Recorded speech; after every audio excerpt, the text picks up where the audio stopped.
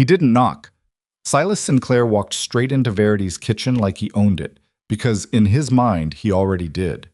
He dropped a folded paper on her wash table, right on top of the wet shirt she'd been scrubbing since dawn, and he smiled the way men smile when they've already decided how something ends. "Sign it," he said, "or I'll have the sheriff remove you by Friday." Verity's hands went still in the cold water. She looked at the paper. Then she looked at the man who had stood at her husband's grave 8 months ago and wept, actually wept, and she felt something crack open inside her chest that had nothing to do with grief. What would you do if the person who destroyed your life was standing in your kitchen, smiling? If this story already has you leaning forward, stay with me. Subscribe to this channel so you never miss what happens next. Drop a like and tell me in the comments what city or country you're watching from. I want to see how far this story travels. Now let's go back to where it all began. The morning Verity.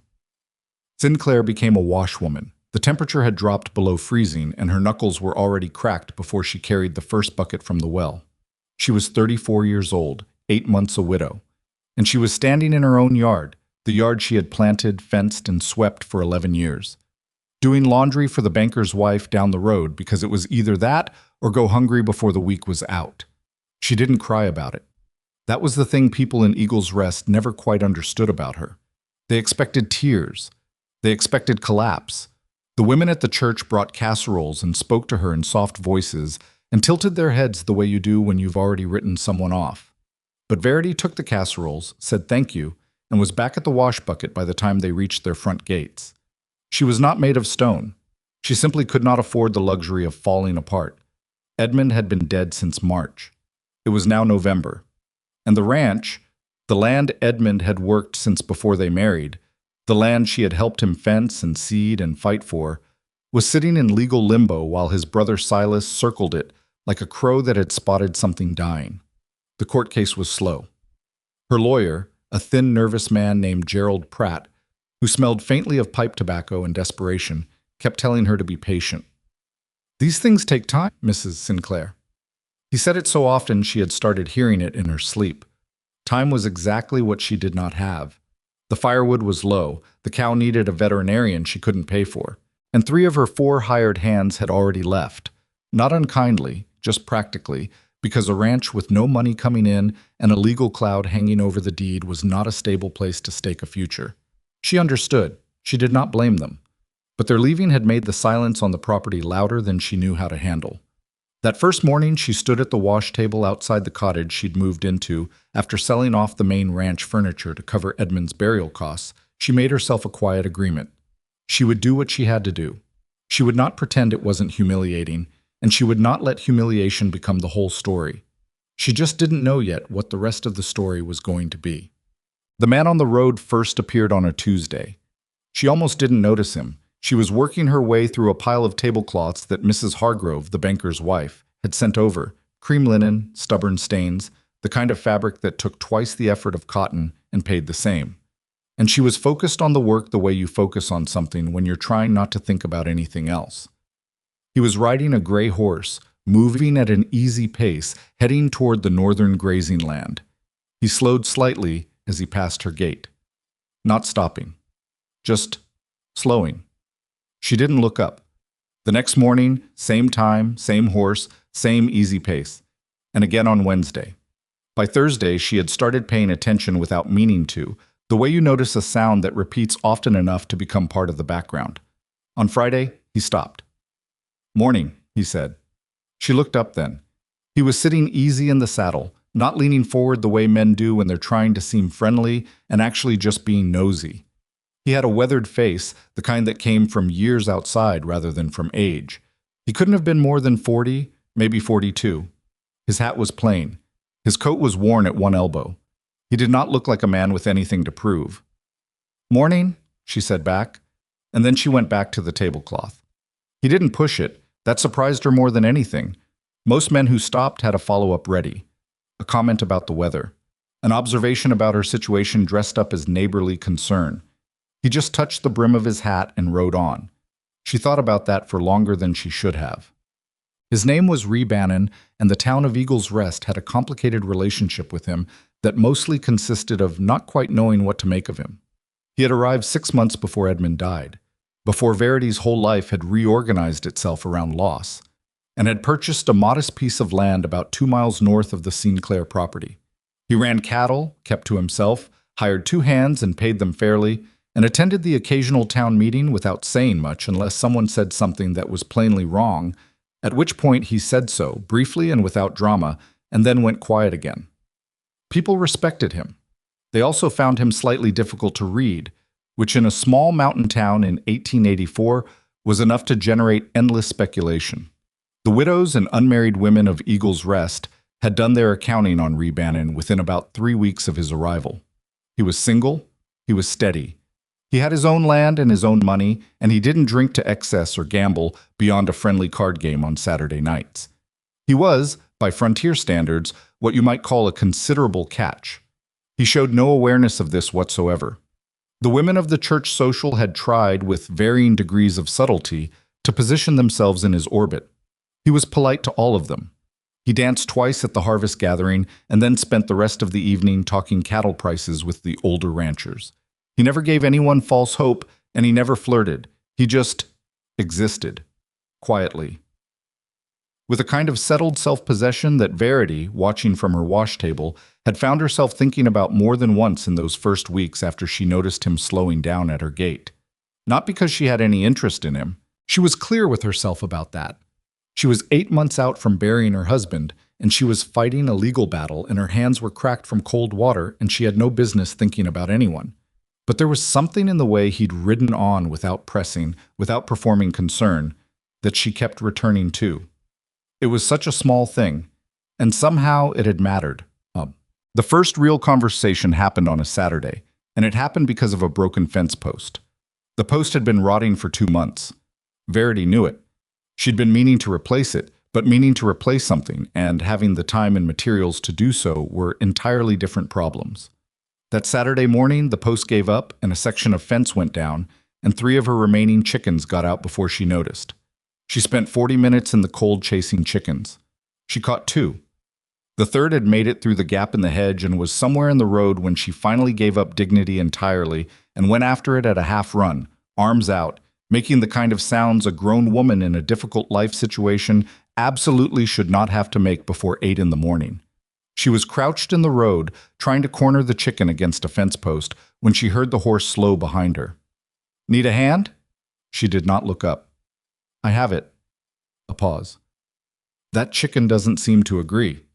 The chicken made a break for it. Verity lunged, missed, sat back on her heels in the frost-stiffened grass and pressed her lips together very hard. "Mrs. Sinclair." His voice was careful. Not laughing, though she could hear that he wanted to. "I'm going to get off my horse. Is that all right?" "You can do what you like." He got off his horse, walked in a wide, unhurried arc around to the far side of the chicken, and simply stood there. The chicken, suddenly flanked, stopped moving. Verity reached forward and grabbed it. She stood up, tucked the chicken under her arm, and looked at Bannon, who was watching her with an expression that was trying very hard to be neutral and not quite making it. "Thank you," she said. "You're welcome." She turned to walk back to her yard. "Mrs. Sinclair," he said behind her. She stopped but didn't turn. "I've got 2 extra fence posts I'm not using. They're just sitting in my barn. You could have them if you want." She stood there a moment. The chicken shifted under her arm. The cold pressed in around them both. She turned around. "I don't need charity, Mr. Bannon." "I know you don't." He said it like it was the most obvious thing in the world, not like he was making a point. "I said you could have them. I didn't say it was charity. I've got 2 posts I don't need, and you've got a fence that's down. That's just math." She looked at him for a long moment. He met her eyes without flinching, without performing. "All right," she said finally. "I'll send someone to pick them up." "There's no one to send," he said. Not cruel, just factual. "I'll bring them by this afternoon." She opened her mouth, closed it, opened it again. "Fine," she said. "This afternoon." She walked back to the yard. She didn't look back, but she was aware, with an irritating precision, of exactly how long she could still hear his horse standing in the road before he finally rode on. He brought the posts that afternoon, as promised. He didn't linger. He set them down by the broken section of fence, told her which end went in the ground, and was back on his horse before she'd quite figured out what to say. She'd prepared a speech on the walk over. Nothing elaborate, just something to establish that she was not someone who could be easily handled. And she didn't get to use a word of it. He was gone before she reached the gate. She stood there a moment with her unused speech, and then she picked up the posts and got to work. The fence took her most of the afternoon. Her arms ached when she was done. She stood back and looked at it and felt, for the first time in a long while, something that wasn't quite satisfaction, but was close enough to touch. That evening she found herself wondering what he'd said to people about her, if anything. The town had plenty to say about Verity Sinclair. Most of it was kind in the superficial way small towns are kind to someone who's lost something. Lots of sighing, lots of lowered voices, a particular quality of concern that had more to do with narrative comfort than with actual help. She'd started to dread being seen. Not because she was ashamed, but because being seen meant being the widow, being the story. And she was tired, down to her very bone marrow, of being a story to other people. What she had noticed about Ree Bannon, and she noticed things even when she wished she didn't, was that he'd never once looked at her that way. The pitying tilt, the soft eyes of someone who'd already placed you in a category. He'd looked at her the way you look at someone you're actually seeing. She didn't know what to do with that. November turned harder the week Silas Sinclair came to the cottage. He came in the early morning, same as always when she was already up and working. This time he didn't bother with pleasantries. He walked up the path, stepped onto her porch without being invited, and when she opened the door, he held out a folded document and said, "I've decided to be generous." Verity's stomach went tight. "Silas, hear me out."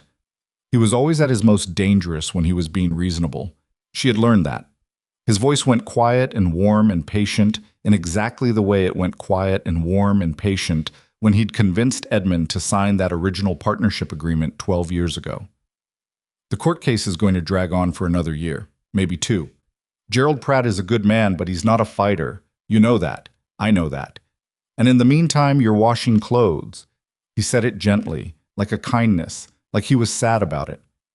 "I am washing clothes," she said. "Verity." He stepped forward slightly, and she did not step back. She would not step back. Edmund would have hated this. You know he would have. He'd have hated knowing you were out there in the cold. "Don't." Her voice was quiet. It surprised him. She could see it. He'd expected something softer, some grief he could work with. "Do not use Edmund to make your case." He recovered smoothly. He always recovered smoothly. "I'm offering you a settlement, 15% of the land value, cash, today. You walk away, you have money in your pocket, you can start somewhere new, away from all this." She looked at the document. She looked at him. "Away from my home," she said. "Away from a legal fight you're likely to lose. Gerald thinks we have a strong case. Gerald thinks a lot of things." His smile flickered. "I'm trying to help you." "No," she said. "You're trying to make this easier for yourself." His smile went away entirely, just for a moment. And in that moment she saw something underneath it. Not hurt, not even frustration, but something harder. Something that had been underneath the whole time and was simply tired of hiding. "Sign the paper, Verity," he said quietly. "No." She closed the door. She stood on the other side of it, the document still in his hands, the cold pressing through the gaps around the frame. She heard him stand on the porch for a long moment. Then she heard his boots on the steps.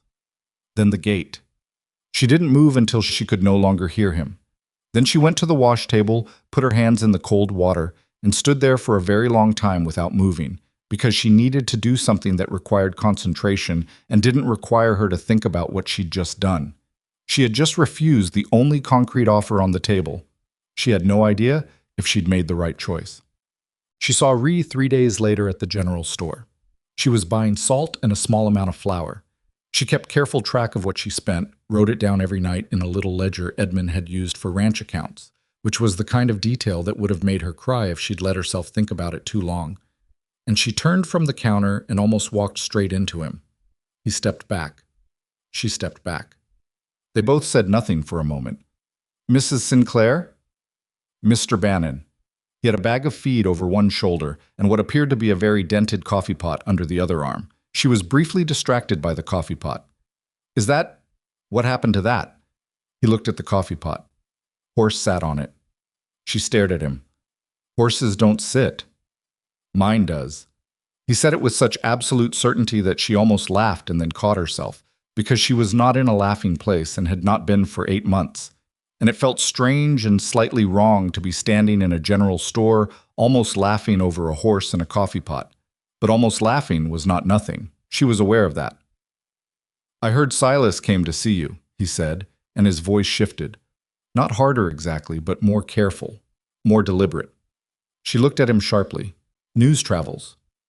"An eagle's rest? Before the person has put their coat back on." He adjusted the feed bag on his shoulder.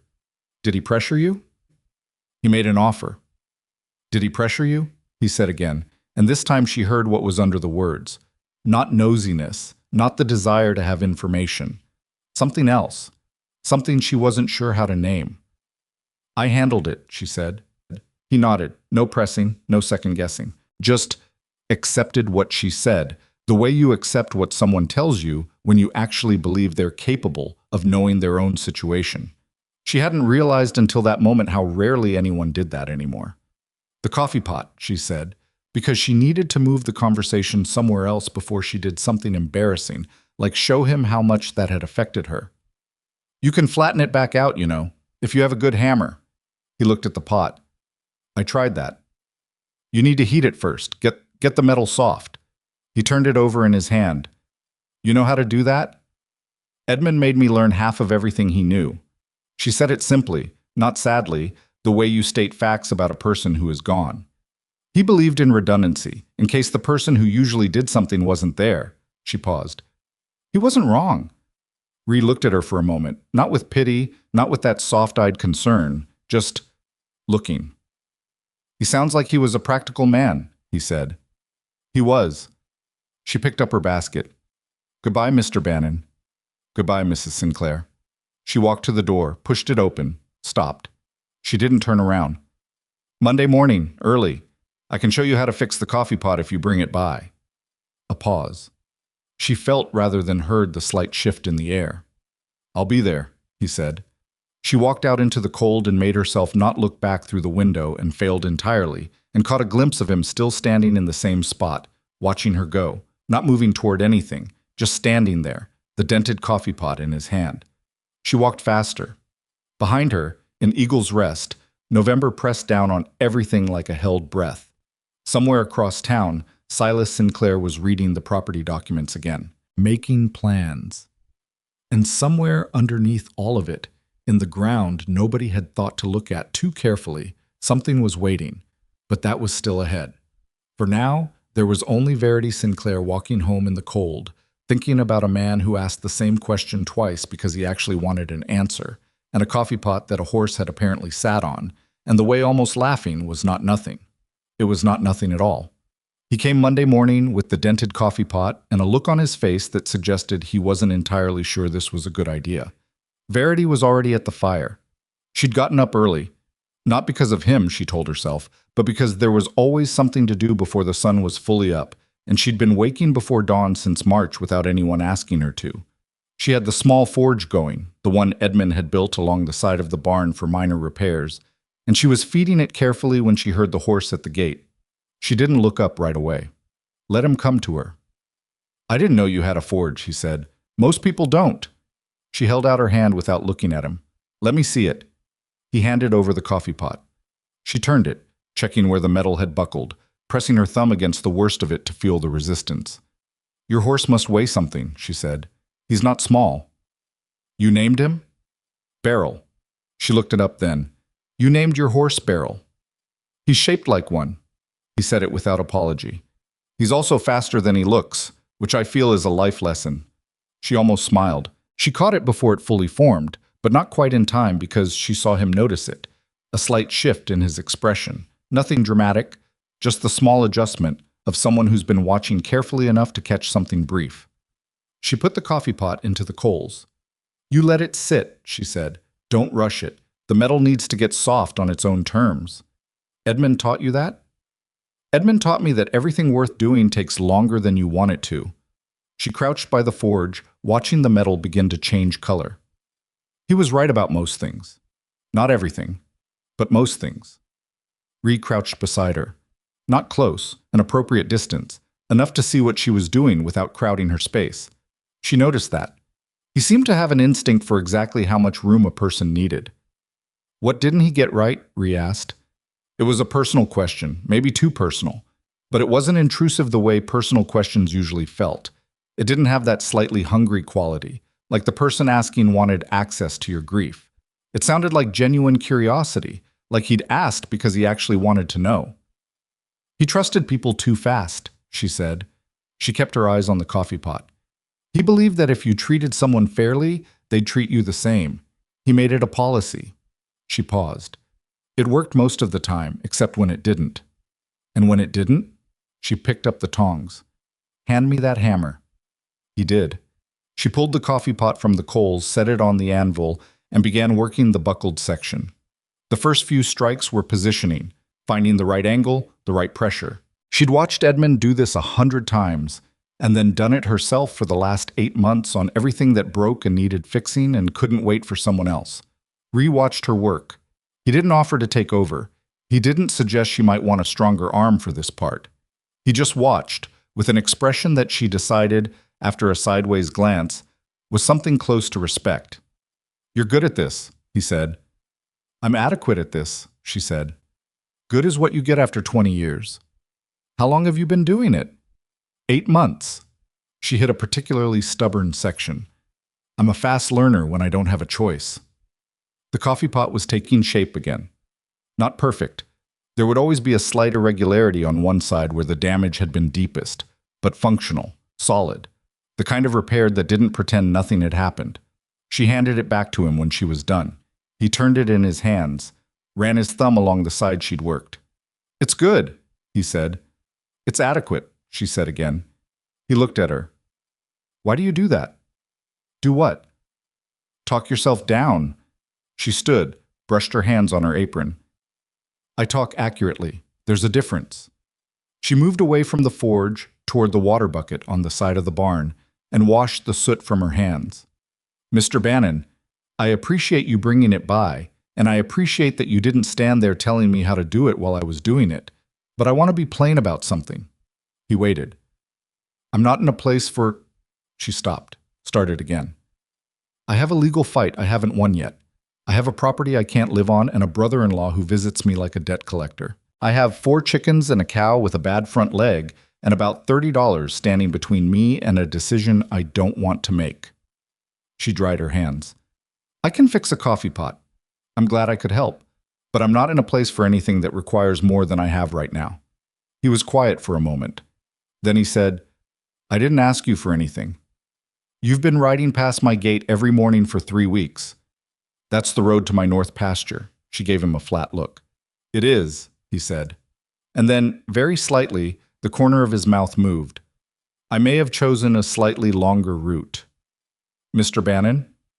I'm not asking you for anything, Mrs. Sinclair. He turned the coffee pot over once more. I'm just a man who needed a coffee pot fixed and had a neighbor who knew how to do it. He met her eyes. That's all this is. For now. The last 2 words sat in the air between them. She should have said something sharp. She had something sharp ready. But it sat on her tongue and didn't move because there was something in the way he'd said for now. Not a promise, not a claim, just an honesty that disarmed her in a way she hadn't been ready for. You should go, she said. I have tablecloths. Of course. He started for his horse. Stopped. Mrs. Sinclair, does Gerald Pratt know about the horse? She frowned. What horse? Edmund's horse, the one that came back. The way it came back. He turned to face her, and he was not being casual now. His face had gone to something more serious, more still. Did anyone ever look at that carefully? The cold pressed in between them. Why? She said. Because in my experience, a horse that's genuinely thrown its rider in a panic doesn't walk home calm. It comes back lathered and shaking, or it doesn't come back at all. He watched her. How did Edmund's horse come back? Verity stood very still. She had asked herself that question. In the dark, in the weeks right after, she had asked it and then put it away because there was no one to ask it with, and asking it alone was like pressing a bruise. It only hurt, and it didn't tell her anything. Calm, she said. Her voice came out smaller than she wanted it to.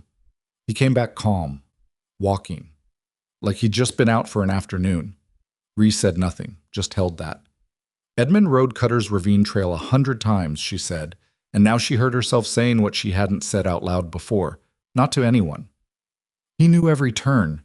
He knew where that path got narrow. He wouldn't have... She stopped. No, Ree said quietly. He probably wouldn't have. The cold air between them was very still. What are you saying? She said. I'm not saying anything yet, he said. Careful. Deliberate. I'm asking whether anyone looked. She pressed her lips together. The sheriff came out, called it an accident, said the horse must have spooked at something and Edmund lost control on the turn. Her hands were very still at her sides.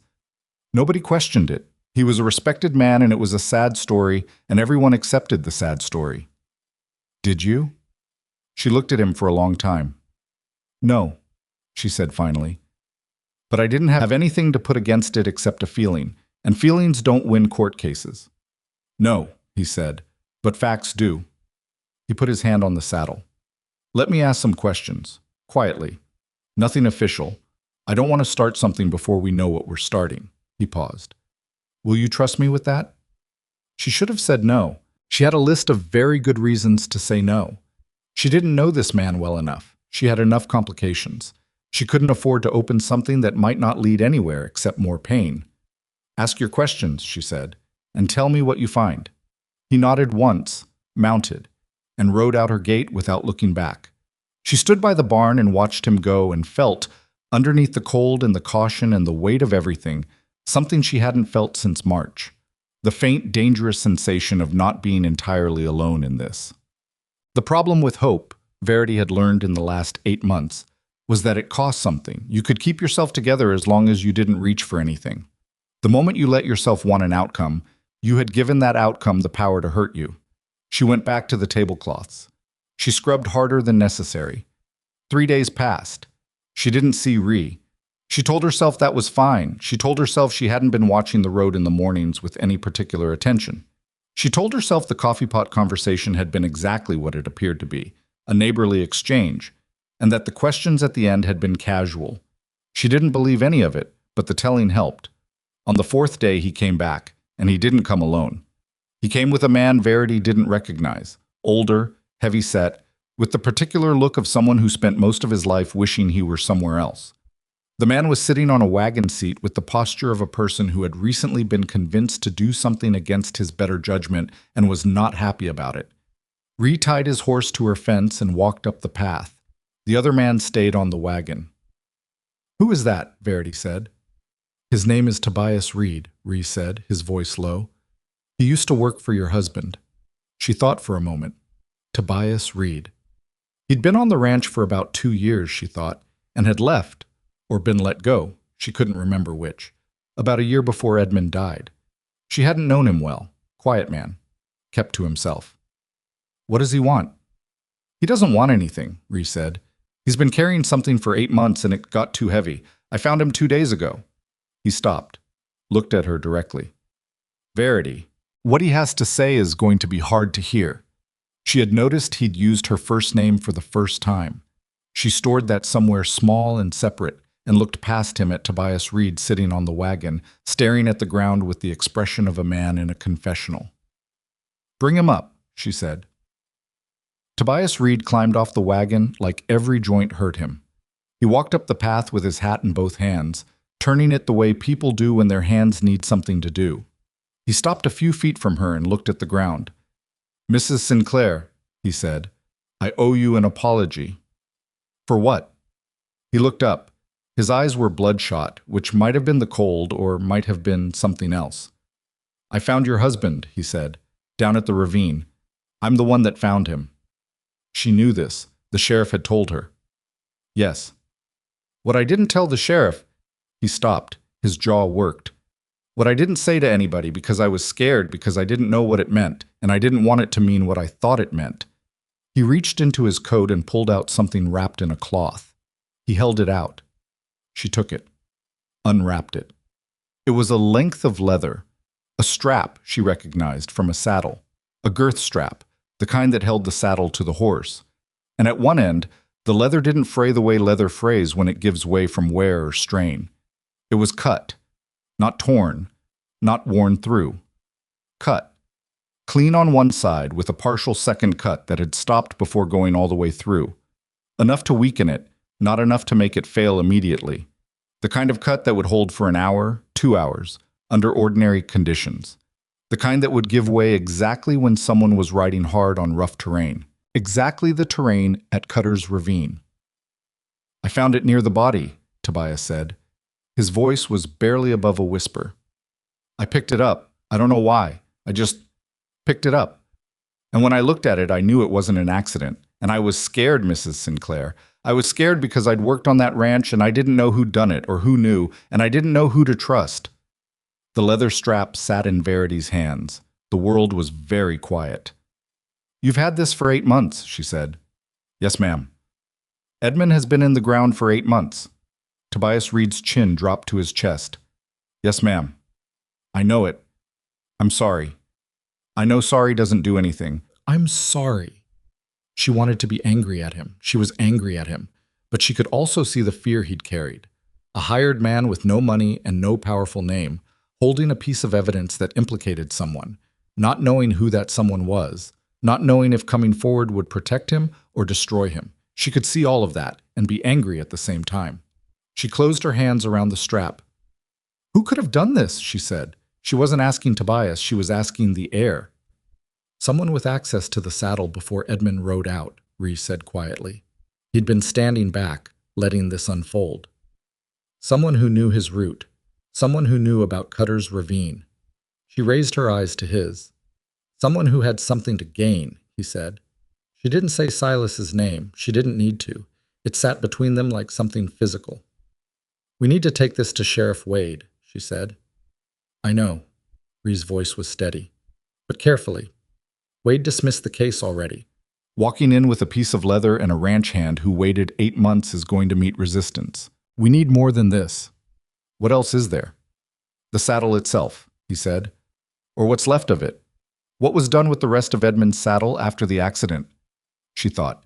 She'd been so deep in grief in those weeks, she hadn't been tracking objects. It would have been brought back, along with everything else." She pressed her fingers against her forehead, trying to remember. "The barn. It should still be in the barn." "Is Silas on the property?" "The legal dispute is still active. He doesn't have access." She paused. "Legally?" She met Ree's eyes. "Let's go look at the barn," she said. "Well, the barn on the Sinclair property was a 20-minute ride. Verity hadn't been back to the main ranch in weeks, had been avoiding it, she knew, because it wasn't hers yet, and might never be. And going there felt like picking at something that hadn't healed. But she went now. Tobias drove his wagon, Ree rode alongside Verity, and she was glad he didn't try to fill the silence with talk. The ride out was quiet except for the sound of hooves and the wind coming down off the peaks, and she sat with the leather strap in her coat pocket and thought about Edmund riding this same road 8 months ago, on a morning that looked like any other morning, not knowing it was his last. The barn was cold and dark when they pushed the doors open. It smelled like dried hay and old wood, and faintly, underneath everything, of the horses that hadn't been there since the hands left. Edmund's tack was in the back corner. Someone had hung it on the wall. The bridle, the saddlebags, the saddle blanket. The saddle itself was on a wooden stand covered with a piece of canvas. Verity pulled the canvas off. She hadn't looked at it since before Edmund died. She'd bought that saddle with him, stood beside him at the shop in town.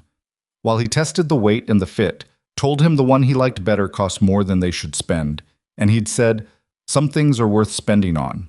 She made herself look at it now. Objectively. Like it was evidence. It took her less than 30 seconds to find the other cut. On the opposite side, where the matching girth strap connected, there was a second cut. Same pattern, same technique, stopped at the same strategic point. Both straps had been weakened. Not severed. Weakened. Whoever had done it knew exactly how leather behaved under stress, knew how long it would hold, had done it carefully enough that a casual inspection, the kind any rider might do in the morning before heading out, would show nothing wrong. She stood back from the saddle. "Both straps," she said. Ree crouched beside the saddle stand, looking without touching. This wasn't impulse. Someone thought about it, planned it. He was quiet for a moment. And they had time alone with this saddle. Edmund kept it in the barn, she said. The barn wasn't locked. Nobody locked their barn out here. She paused. Not before. Tobias had stayed at the barn door like coming any further was more than he could manage. She looked over at him. His face was gray. You did the right thing, she said. She wasn't sure she entirely meant it yet, but she said it because he was going to have to stand in front of the sheriff and say what he knew, and he was going to need to believe that mattered. Bringing this forward, it was hard to do. It was late, he said. It was late, she agreed, and you came anyway. She looked at Ree. He was already looking at her. We go to Wade, she said, tomorrow, with the strap, with the saddle, with Tobias. She pulled the canvas back over the saddle, carefully, deliberately. And if Wade tries to dismiss it again, I'll go to the county seat myself. He might push back, Ree said. Nobody likes having their closed cases reopened. Makes it look like they were wrong the first time. He was wrong the first time. Yes, Ree said, but you still have to let him save some face about it, or he'll dig in. She looked at him. You've done this before. I've had to be careful with the truth before, he said. In situations where the truth was inconvenient to the people who had the power to act on it. He said it without elaborating, and she didn't press, because there were things you let come in their own time or not at all. Fine, she said. We'll let him save face. But we go tomorrow. That night, alone in the cottage, Verity spread everything out on the kitchen table. The leather strap, her notes. She'd started keeping notes, dates, things Silas had said. The timeline of the legal filings, the dates of his visits. The property documents. Edmund's original will, which left everything to her clearly and without condition, and which Silas had challenged on the grounds of an alleged verbal agreement between the brothers that conveniently had no witnesses. She sat at the table and looked at all of it. She thought about Silas at her door. Sign it. I'm trying to help you. She thought about the way he'd said Edmund's name, not like a brother mourning a brother, but like a man using a tool, invoking grief to soften resistance. She thought about the silver-tongued reasonableness of him, and how long it had taken her to understand that reasonable men can do unreasonable things and simply dress them differently. And she thought about Edmund, steady, practical Edmund, who trusted too easily, who had agreed to that partnership document because he believed his brother was his brother first and a business concern second, who had ridden out on a Tuesday morning not knowing that the saddle beneath him had been made into a weapon. She pressed her hand flat on the table. She was not going to perform her grief for the sheriff.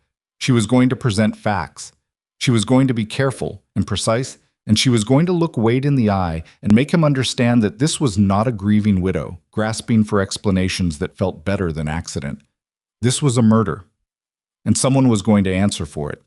She gathered everything back into a neat pile and tied it with the piece of string she kept in the kitchen drawer. Then she sat in the dark for a while because it was late and the fire had burned down and she was tired in the way you get tired when the day has held more than it should. She thought about Ree's face when she'd found the second cut on the saddle. He hadn't said anything dramatic. He hadn't looked shocked because she suspected he'd expected to find it. He had simply looked at her, checking on her, giving her a moment before moving to the next thing. She thought about the way he'd stayed back in the barn and let her lead, let her make the decisions, ask the question, "We go to Wade?" As if her answer was the one that mattered, as if he was there in support of whatever she decided rather than driving toward his own conclusions. Edmund had been a good man who loved her. He had also sometimes managed things for her without quite asking whether she wanted them managed. It hadn't been unkind. It had been his nature, Ree's nature, as far as she could read it, and she was careful about how much she trusted her reading, was different. He seemed to believe she was capable of deciding what came next. He seemed to think that was not just acceptable but correct. She didn't know what to do with that. It fit awkwardly against the grief and the caution and the cold practicality she'd built around herself these past months, like something that was the right shape but for a door she wasn't sure she was ready to open. She went to bed. She lay in the dark and listened to the mountain wind and thought, "Tomorrow we go to the sheriff." She didn't let herself think past that. Sheriff Callum Wade was a large man who had the habit of making rooms feel smaller than they were. He sat behind his desk the way he sat behind everything, like the furniture existed to support his authority rather than the other way around. And he looked at Verity Sinclair and Ree Bannon and Tobias Reed standing in his office, and he did not look pleased. "Mrs. Sinclair," he said, not unkindly, not warmly, neutrally, which was his particular weapon. "I closed this case in April." "I know you did," she said. She put the leather strap on his desk. Then she put the drawing she and Ree had made, a careful diagram of both saddle cuts, their location, their angle, their depth. "I'm asking you to look at new evidence and consider whether the case should have been closed." Wade looked at the strap. He did not touch it. "Where did this come from?" "Tobias Reed. He was the one who found Edmund's body. He found this near the scene, and he has been," she chose the word carefully, "uncertain about what to do with it." Wade looked at Tobias. "You held on to this for 8 months." "Yes, sir." Tobias held his hat in both hands again. "Why?" "Because I was scared, Sheriff. Because I didn't know who'd done it, and I wasn't sure telling you would—" He stopped. "I wasn't sure how it would go." Wade's jaw shifted. He didn't like what that implied about him, which was what Ree had predicted. Verity watched him process it and put it aside, which was what she'd hoped he'd do. He picked up the strap. He turned it, looked at the cut end, and she watched his face go through something. A slight change, almost invisible, the expression of a man whose settled understanding of something has just been disturbed. "This is deliberate," he said. Not to her, to himself. "Yes," she said. "And the saddle?" "Still on the Sinclair property. Both girth straps cut the same way." She waited. "Callum." She used his name deliberately, the way you use a name when you want someone to come back into the room with you. "You knew Edmund.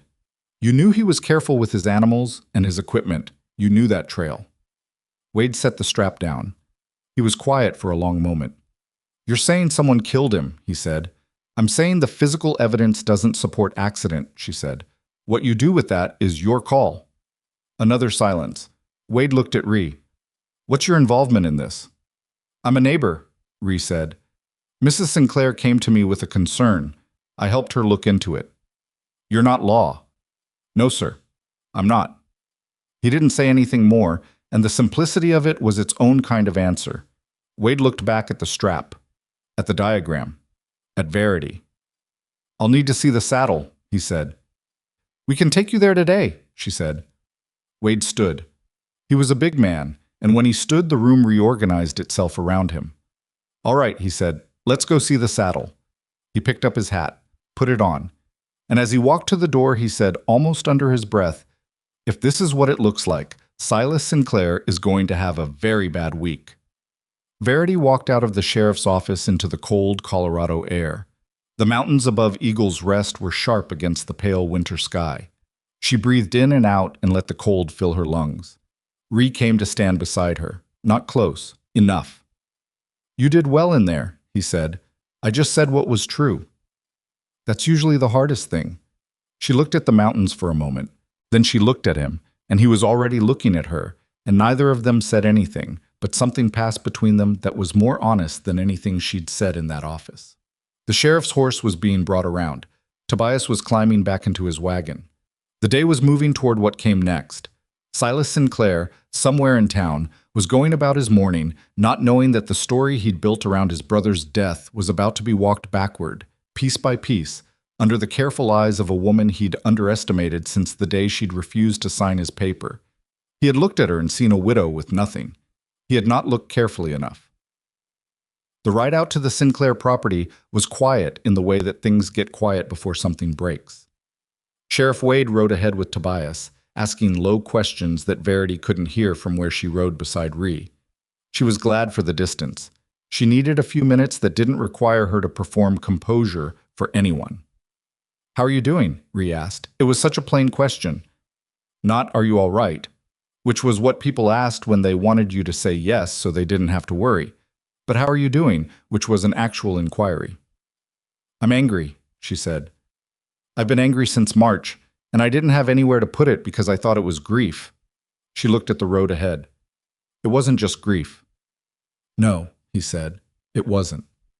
I kept telling myself Edmund's death was an accident, and I was angry at the accident, and I was angry at the horse, and I was angry at the trail, and I was angry at—" She stopped. At him, for leaving, which wasn't fair because he didn't choose it. Anger doesn't need to be fair to be real. She glanced at him. I was watching the road, not watching her, which somehow made it easier to talk. I think I knew, she said quietly. Not that it was Silas, I didn't know that. But I knew something was wrong from the beginning, and I told myself I was just a widow looking for something to blame that wasn't random. She paused. People kept telling me accidents happen, as if I didn't know that, as if I needed the reminder. They were probably trying to help. They were trying to close the story, she said, so they could feel comfortable again. A widow who accepts her tragedy is neat. A widow who keeps asking questions is uncomfortable. She heard the bitterness in her own voice and didn't try to smooth it over. I got tired of being uncomfortable for other people. Ree didn't say anything to that. He just rode beside her, and the not saying anything was its own kind of acknowledgement that she'd said something true and it didn't need to be fixed or softened. Up ahead, Wade had stopped asking questions and Tobias had gone quiet. The Sinclair barn came into view around the bend. Verity straightened in the saddle. Whatever happened next, she was going to be upright for it. Wade spent 40 minutes with the saddle. He didn't say much while he examined it. He had a methodical quality that she hadn't fully appreciated before. He went over the leather inch by inch. He asked Ree to hold the lamp at specific angles. He used his thumbnail to test the edge of each cut and then compared it to the strap Tobias had brought. He was building something in his head. She could see it, laying one piece next to another the way you lay stones for a foundation. When he finally stood up and stepped back, he looked older than he had that morning. All right, he said. Just that. All right. As if he was accepting a truth he would have preferred not to. Same tools, he said. Same hand, probably. The angle is consistent. He looked at Verity. I need to ask you something directly, and I need you to answer me the same way. Go ahead. Did Edmund and his brother have trouble between them before the accident? She'd expected this question. She'd thought about how to answer it. They had a business disagreement, she said, about 18 months before Edmund died. Silas had been pushing Edmund to bring in outside investors on the ranch. Edmund didn't want to. He'd built it himself, and he didn't want partners he didn't know. Silas took it personally. She paused. It was never fully resolved. They were civil to each other because Edmund believed in being civil. But it sat there. Did Silas ever threaten him? Not that Edmund told me, she thought. But Edmund wasn't a man who would have taken a threat seriously from his own brother. He would have thought Silas was blowing off steam. He wasn't suspicious of family. Wade turned the strap over in his hands one more time. And since the accident, Silas came after the property. Immediately, she said, the week after the burial. Tobias from the barn door spoke up. Mr. Sinclair, Silas. He came to the ranch once before the accident, about 3 weeks before. I saw him in the barn. He stopped. I didn't think anything of it. He was family. He'd been in and out of that barn for years. The barn went very quiet. Wade looked at Tobias. 3 weeks before. Yes, sir. Did you see him near the tack? Tobias swallowed. I didn't pay attention. I just saw him there and went back to my work. I didn't know to pay attention. Wade set the strap down on the saddle stand. He rubbed the back of his neck with one hand, the gesture of a man recalibrating. I'm going to need to bring Silas in for questioning, he said. Not an arrest? Not yet. But questioning. He looked at Verity. This stays between the people in this barn until I've had that conversation. Can you do that? Yes, she said. Bannon? Yes, Ree said. Reed? Tobias nodded, looking relieved that something was finally being done and terrified of what that something would set in motion. Wade covered the saddle back up. He did it carefully, almost gently, which struck Verity as a strange thing to notice. The gesture of a man who understood that the object on the stand had belonged to someone. Mrs. Sinclair, he said, picking up his hat. I owe you an apology. She looked at him. I closed this too fast, he said. I had 3 other cases that week, and this looked clear, and I closed it. I shouldn't have. He held her eyes. I'm sorry. She didn't say it's fine because it wasn't fine. Bring him in, she said. The 3 days between the barn visit and Silas's questioning were the longest. Verity had spent since the week of Edmund's death. She kept working. Tablecloths, shirts, the occasional pair of trousers that came in stiff with dried mud. She worked because there was nothing else to do with her hands that didn't lead to sitting still and thinking, and she had learned that sitting still and thinking had a ceiling to it. You could only go around the same thoughts so many times before you stopped processing them and just suffered them. Ree came on the second evening. He knocked this time, which she registered as a change from the way this had started. The coffee pot visit, the way he'd pulled his horse up at the fence and waited. He was reading her signals and adjusting to them, which was something she was trying not to pay too much attention to because it kept producing feelings she didn't know what to do with. She let him in. He sat at the kitchen table while she made coffee from the ground she'd stretched about 2 days past where they should have been stretched, and he looked around her kitchen in the way people look around rooms when they're trying to understand something about a person without asking directly. "What?" she said. "Nothing, just looking." "You were doing it like it meant something." He smiled slightly. "You keep a very organized kitchen for someone fighting a legal battle, raising chickens, doing laundry for half the town, and investigating a possible murder." "Edmund believed disorder was how things got lost," she said. She poured the coffee. "I picked up the habit." She set his cup down. "It's easier to control the kitchen than the rest of it. That's honest. I've been told I'm too honest." "By who?" "Gerald Pratt, mostly. He thinks I should present myself as more," she searched for the word, "fragile, in court. He says the judge responds better to women who seem like they need protecting." She wrapped both hands around her own cup. "I told him I would tell the truth and behave with dignity, and if the judge couldn't work with that, then we needed a different judge." Ree looked at her. "What did Gerald say to that?" "He said I was going to give him a heart attack before spring." He laughed. Not a polite laugh. A real one, short and sudden, like it surprised him. And she found herself smiling back before she'd decided to. The smile faded slowly. Not because it felt wrong, because it felt too easy. And easy things scared her right now. Easy things could be taken away. "What happens if Wade brings Silas in and it goes nowhere?" she said. Ree's expression went level. "It won't go nowhere, not with the physical evidence." "Evidence can be explained away. Men with money and lawyers can explain almost anything." She stared at her coffee. "Silas is going to walk in there with his reasonable voice and his sad eyes, and he's going to say Tobias is lying, or confused, or bitter about being let go from the ranch. He's going to have an explanation for everything because he's had 8 months to build one." "Maybe," Ree said, "but he didn't know about the strap. Tobias had it. Silas thought whatever he left at that ravine was gone. Or he went back and looked for it and didn't find it and decided it was safe. Either way, he doesn't know it exists." Ree leaned forward slightly. "That's the advantage. He's going to walk into that conversation thinking his story is intact." She looked at him. "You sound like you've thought about this a lot in the last 3 days." "I have." "Why?" She said it plainly, not accusatorially. "This isn't your fight." He was quiet for a moment. Then he said, "I came to Eagle's Rest because I needed somewhere quiet. I'd spent 10 years doing," he stopped, "work that mattered to other people more than it mattered to me. I wanted land and a reasonable life, and to mind my own business." He turned his coffee cup in his hands. "And then I started riding past your gate every morning and watching you work in the cold at 6 in the morning, and I thought, that woman is carrying something no one should have to carry alone. And I know that's not a reason, it's just what I thought." The fire crackled between them. "It's a reason," she said quietly. "It's not a small one." He looked up. She looked back. The moment stretched between them, taut and honest. Then she said, "I'm still a widow with a court case and a murdered husband and about $30. You told me that before. I'm reminding both of us." "I know." He picked up his coffee. "I'm not going anywhere, Verity." It was the second time he'd used her name. She noticed it the same way she'd noticed the first time, stored it somewhere, examined it from a distance. "Drink your coffee," she said. "It's bad. I've stretched the grounds past decency."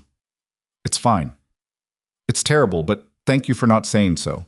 He drank it anyway, without complaint, and they sat at her kitchen table in the lamplight and talked about inconsequential things for another hour. His north pasture, the way the cold came off the mountains different from anywhere else he'd lived, whether her cow's leg needed a veterinarian or just patience. And it was the most ordinary evening she'd had in 8 months, and she was aware, somewhere underneath everything, that ordinary was a thing she had forgotten how to want.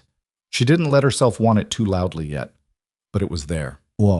Wade brought Silas in on a Thursday.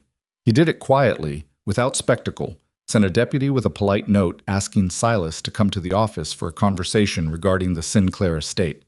Silas, according to what Wade told Verity afterward, arrived dressed well, with an expression of cooperative concern, and sat down across from Wade with the ease of a man who expected to be helpful. He didn't know about the strap until 15 minutes into the conversation when Wade put it on the desk between them. Verity wasn't there for it. Wade had been clear about that. She was not going to be in that room, because her presence would give Silas something to perform for, and he needed to be alone with just the evidence and the man asking questions. She understood the logic. She didn't like it, but she understood it. She waited at the cottage. She sat at the kitchen table with her notes and the ledger, and she did not look at the clock because looking at the clock made time move slower. Ree came at noon. He didn't say much. He sat across from her and he waited with her, which was its own form of steadiness. At 3 in the afternoon, a deputy came to the door. "Sheriff wants you to come in," he said. "What?" Wade's office was crowded in a way it hadn't been before. A second man was there. Not a deputy. Someone in a better coat, with the particular self-important posture of a county official. He introduced himself as Commissioner Aldrich, and he had the look of a man who had been called in quickly and wasn't happy about the reason. Silas was not there. Verity noticed that immediately. "Where is he?" she said. "Cooling down," Wade said. There was something in his voice that she hadn't heard before. A tightness, like a man who has just watched something go a different way than he expected. "Sit down, Mrs. Sinclair." She sat. Ree stayed standing near the door. "When I showed Silas the strap," Wade said, "he denied knowing anything about it. Said Tobias was lying or mistaken. Said the cut could have happened in the fall." He paused. "I expected that. What I didn't expect was his lawyer." "He brought a lawyer?" "His lawyer arrived approximately 8 minutes after Silas sat down, which means he sent for the lawyer before he came in, which means he knew something might come up," Ree said from the door. Wade pointed at him. "That's what it means." He leaned back. Innocent men generally don't have lawyers waiting in the wings for a friendly conversation about an estate dispute. Commissioner Aldrich cleared his throat. "The legal position is complicated," he said, with the tone of someone who is about to make things more complicated. "A piece of leather and a former employee's 8-month delayed testimony are not going to be sufficient for an arrest on their own. We need corroborating evidence." "The saddle," Verity started, "is on property that is currently in legal dispute," Aldrich said. "Silas's attorney is already arguing that the saddle's chain of custody is questionable, that it's been sitting in an accessible barn for 8 months. He looked at her, not unkindly. He's going to argue that the cuts could have been made by anyone in that time, or that they're not cuts at all. Verity stared at him. "The cuts are clearly—" "Mrs. Sinclair," he raised a hand. "I'm telling you what opposing counsel will argue. I'm not telling you they're right." She pressed her lips together and breathed through her nose. "There's also something else," Wade said. He was watching her carefully. "When I pressed Silas, after the lawyer arrived, through the lawyer, about his presence on the ranch before Edmund's death, he said he had visited several times in the month prior. Normal family visits. But when I mentioned the barn specifically," he stopped, chose his next words. "His lawyer jumped in fast, too fast, faster than you do when it's a normal question." The room was quiet. "He's scared," Ree said. "His lawyer is scared on his behalf," Wade said, "which is almost better. Scared lawyers make mistakes." Aldrich stood. "I'm going to need a written statement from Tobias Reed, and I'm going to need a formal examination of the saddle by someone I can put on a witness stand, a leather worker, someone who can testify to the nature of those cuts professionally." He looked at Verity. "This can be done, Mrs. Sinclair, but it needs to be done correctly." "How long?" she said. 2 weeks, maybe 3. She had been 3 weeks from nothing before. She supposed she could manage 3 more. "All right," she said. She stood. Reopened the door, and then she stopped, because something had been sitting in the back of her mind since the barn, since the moment she'd looked at those 2 cut straps and begun to understand the shape of what Silas had done. "Sheriff," she said, "why did he need the property so badly? The ranch isn't exceptional. Edmund ran it well, but it's not—" There are bigger spreads in this territory. Why go this far for that particular land? Wade and Aldrich exchanged a look. It was a fast look. The kind of look that passes between two men who both know something and are deciding simultaneously how much to say. What? She said. Wade sighed. That's actually the second piece of this that we need to discuss. He picked up a folder from his desk, a folder she hadn't noticed before, sitting under his elbow, and she realized suddenly that it had been there the whole conversation, that it had been there, positioned under his arm, being kept until the moment felt right. About a year ago, he said, there was a survey crew through this part of the valley. Geological survey. County paid for it. He opened the folder, put it on the desk facing her. Their report was filed with the county office. It's public record, but nobody paid much attention to it because the language is technical and most people don't read survey reports. She looked at the page.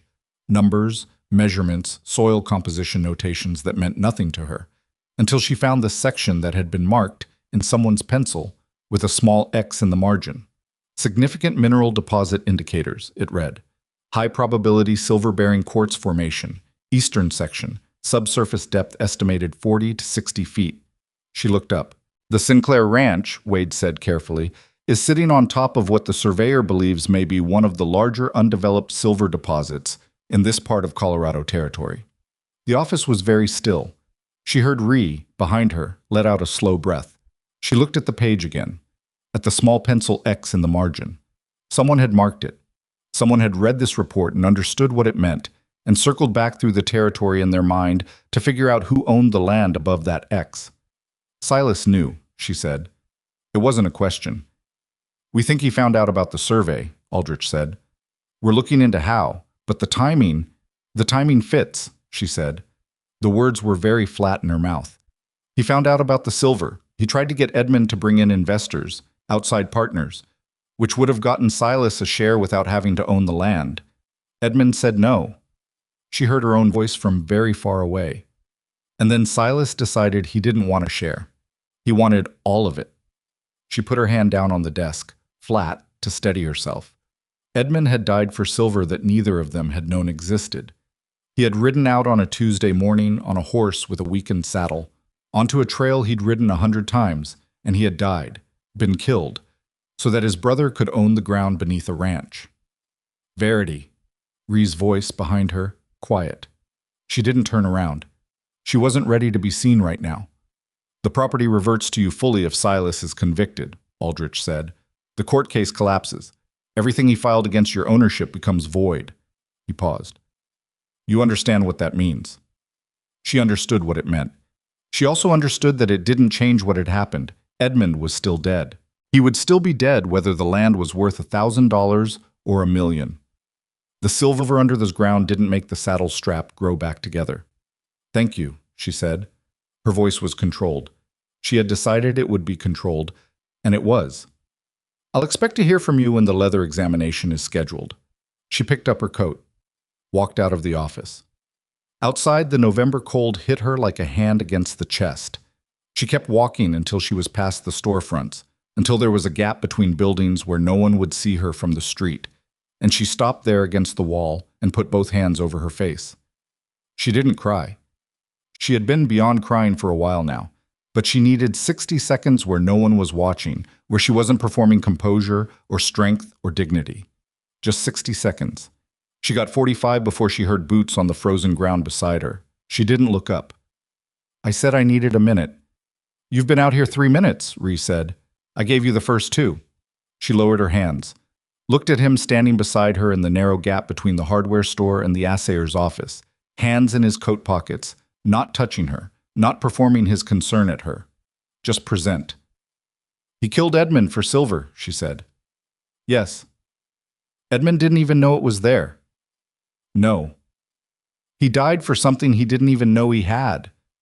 Ree was quiet for a moment. Then, that's the worst of it, and it's true. And I'm not going to tell you there's a way to make sense of it that doesn't hurt. She looked at the sky above the narrow gap between the buildings. The mountains were up there somewhere, above the roof lines, immovable. He trusted Silas, she said. His whole life he trusted that man. I know. It's not... She stopped, started again. I can be angry at Silas, and I am. But there's this other thing, this grief for Edmund that he was wrong about someone he loved his whole life and he never got to know it. He died thinking his brother was his brother. Her throat tightened. She pushed through it. There's something terrible about that he never knew. Ree looked at her, and she could see him deciding whether to say the thing he was thinking. Say it, she said. Maybe that's not the worst way to go, he said carefully. Believing the people you love are who you think they are. She considered that for a long moment. It didn't fix anything. It wasn't meant to. But it was the kind of thought that could sit beside the grief without pretending to replace it, and that was something she could use. She straightened, pulled her coat tighter. We need a leather worker who can testify, she said. Someone outside the county, so Silas can't get to them first. There's a man in Durango, Ree said. I know him. He does saddle repair, and he's testified in court before livestock theft cases, identifying tool marks on leather. He's credible. She looked at him. How do you know a leather expert in Durango? He met her eyes. I told you. I spent 10 years doing work that mattered to other people. I know a lot of people in a lot of places. She waited to see if he'd say more. He didn't. She filed it away for later. There was a whole conversation inside that answer that hadn't happened yet.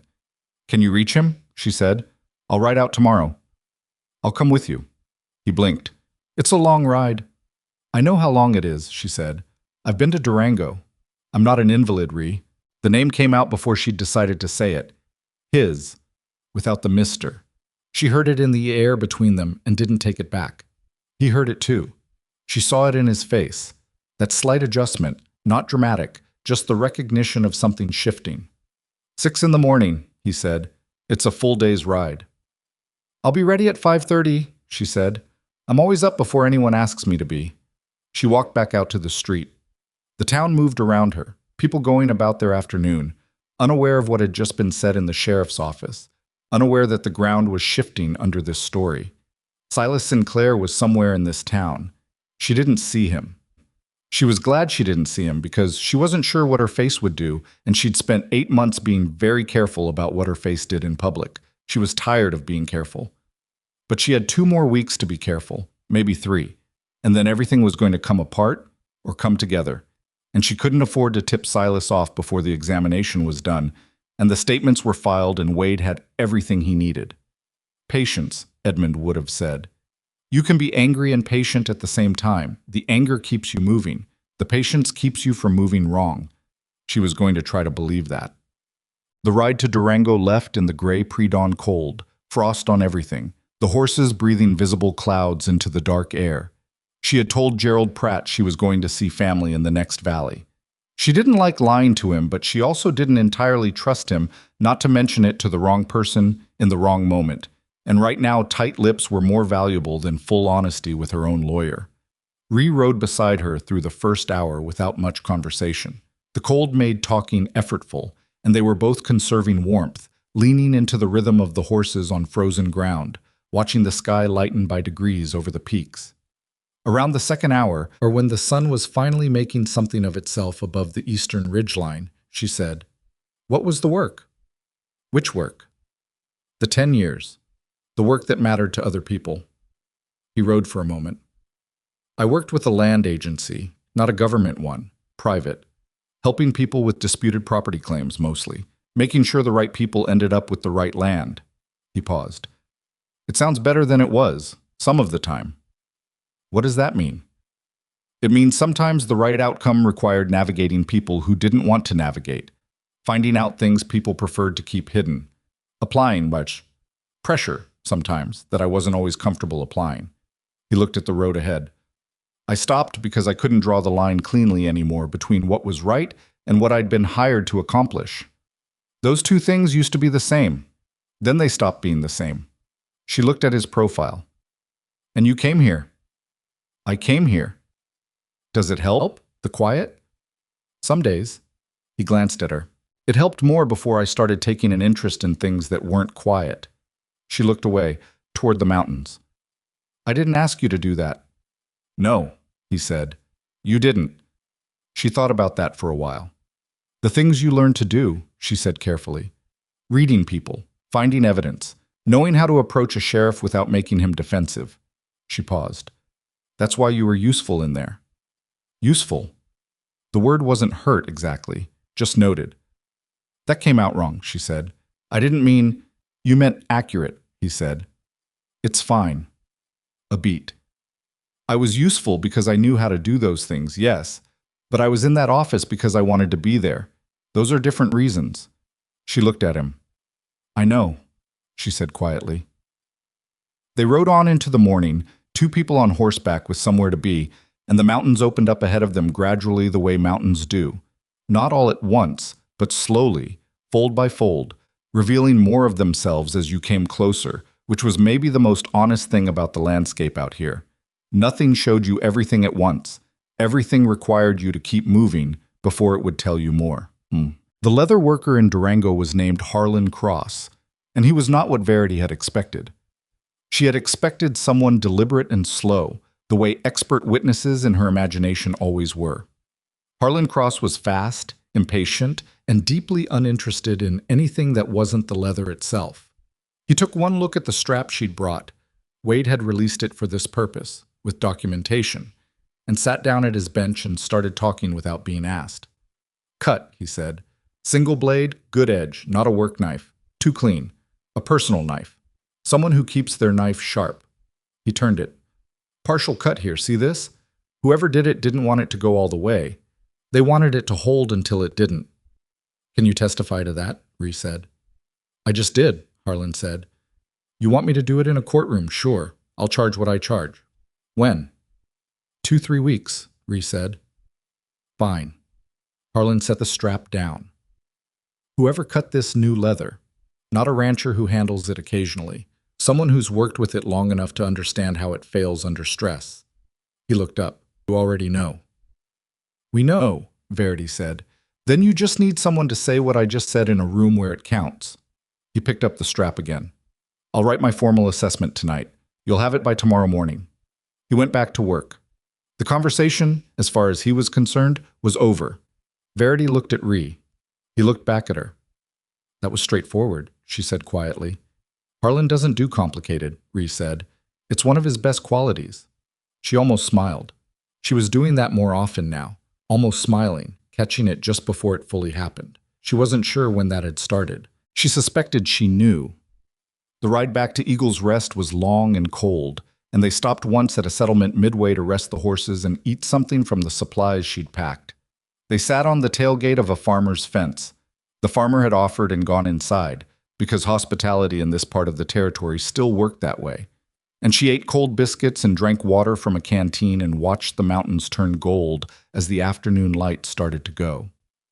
When this is over, Ree said, not quite looking at her, looking at the mountains instead, and she recognized this as his method, the way he said the harder things while looking away to make them easier to receive. When the case is done and the court case is settled and you know where you stand, I want to ask you something. She waited. Not now, he said. I'm not going to ask it now. But I want you to know it's there so it doesn't come as a surprise. He finally looked at her. I just think you should have time to think about it before I say it out loud. She held his gaze. You're warning me. I'm being honest about my intentions. Most men don't do that. I've noticed, he said. I've also noticed it doesn't usually serve them well. The corner of his mouth moved. Or the women they're trying to be honest with. She looked at the mountains. The gold was deepening to orange, the peaks turning sharp and dark against it. All right, she said. All right, you'll think about it? All right, I know it's there. She stood, brushed the biscuit crumbs off her coat. That's as much as I can give you right now. That's more than I had this morning, he said. She walked to her horse and mounted and waited for him to do the same, and then they rode into the evening, back toward Eagle's Rest and everything waiting there. The sheriff and the commissioner and the examination and Silas Sinclair, who did not yet know how completely the walls of the story he'd built were about to come down. She kept her eyes on the road ahead. But once, just once, she let herself think about the question that was waiting, the one not yet said out loud. And she felt it land somewhere below her ribs, not painfully, just solidly, the way something lands when it's real. She rode on into the dark. Harlan Cross's written assessment arrived the next morning, same as promised, delivered by a rider Ree had arranged before they left Durango. Verity read it at her kitchen table, still in her coat from bringing in the morning water. It was precise and plain and utterly damning. 4 paragraphs of professional language that said, without any room for reasonable doubt, that the cuts on the girth straps were deliberate, executed by a sharp-edged blade applied with knowledge of leather stress points, and could not have resulted from wear, friction, trail damage, or a fall. Harlan had included a comparison diagram, hand-drawn, showing the difference between a strap that had failed under impact and a strap that had been pre-cut. The difference was not subtle. She set the pages down on the table and looked at them for a while. Then she picked them up, folded them carefully, and put them in the inside pocket of her coat, against her chest, where she kept the things she couldn't afford to lose. She sent word to Wade before 8 in the morning.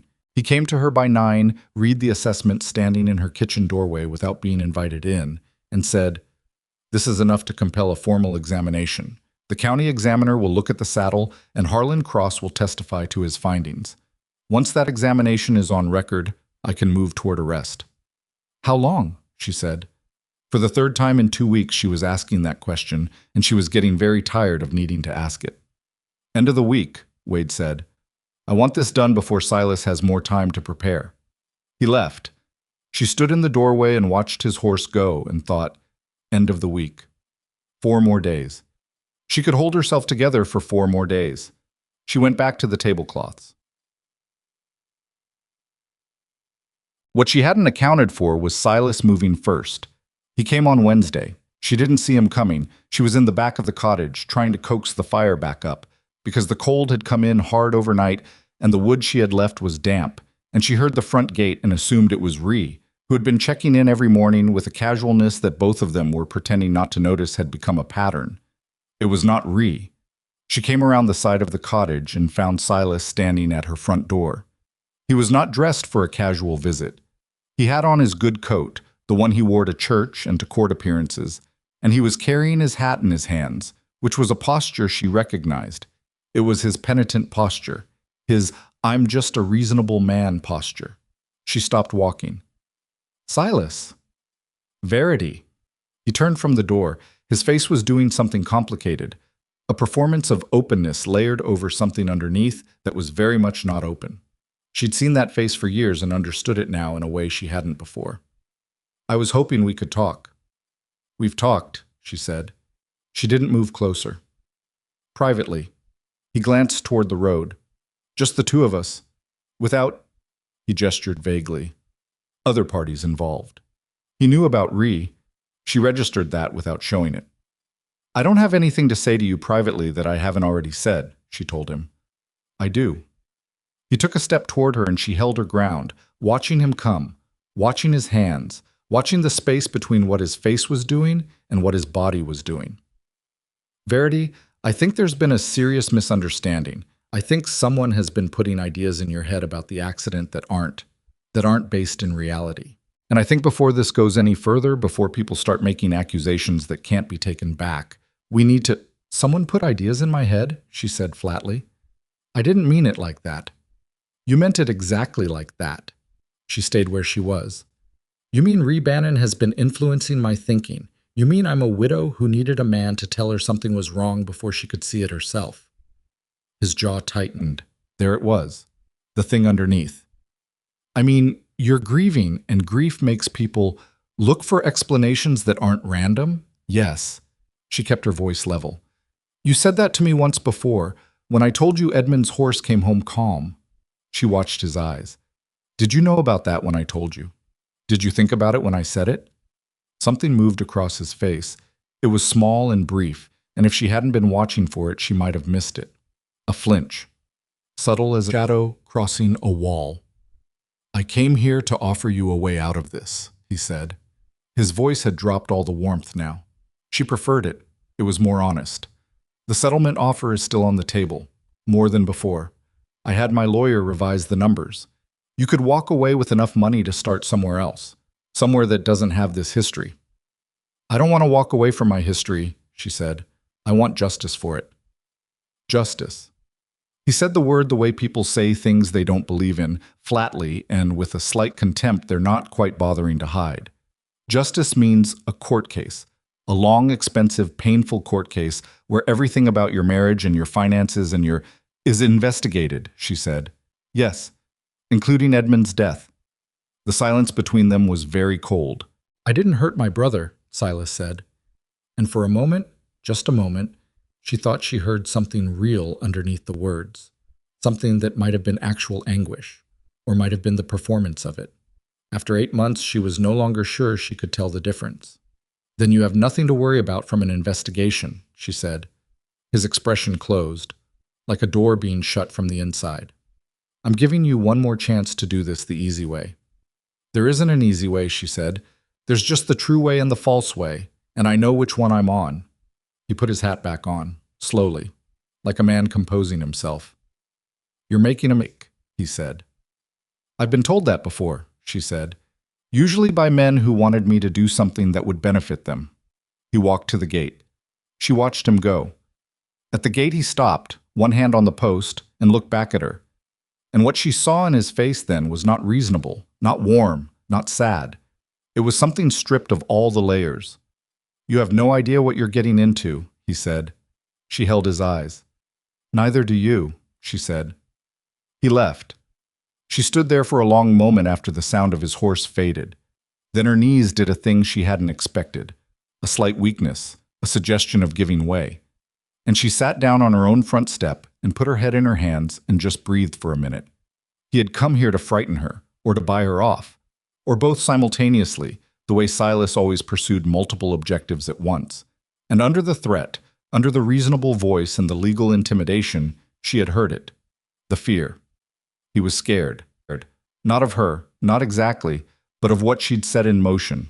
Good, she thought. Let him be scared. She was scared too. It didn't make her wrong. She went to Ree. She wasn't proud of how fast she went, or how much she wanted to tell someone who would understand rather than worry. She rode to his property in the early afternoon and found him mending fence on the south boundary, which was exactly the kind of ordinary task she needed to see him doing. Just a man with a fence post and a bad stretch of wire, not a complicated person, but a real one. He saw her coming and set down the wire and waited. She told him about Silas. All of it.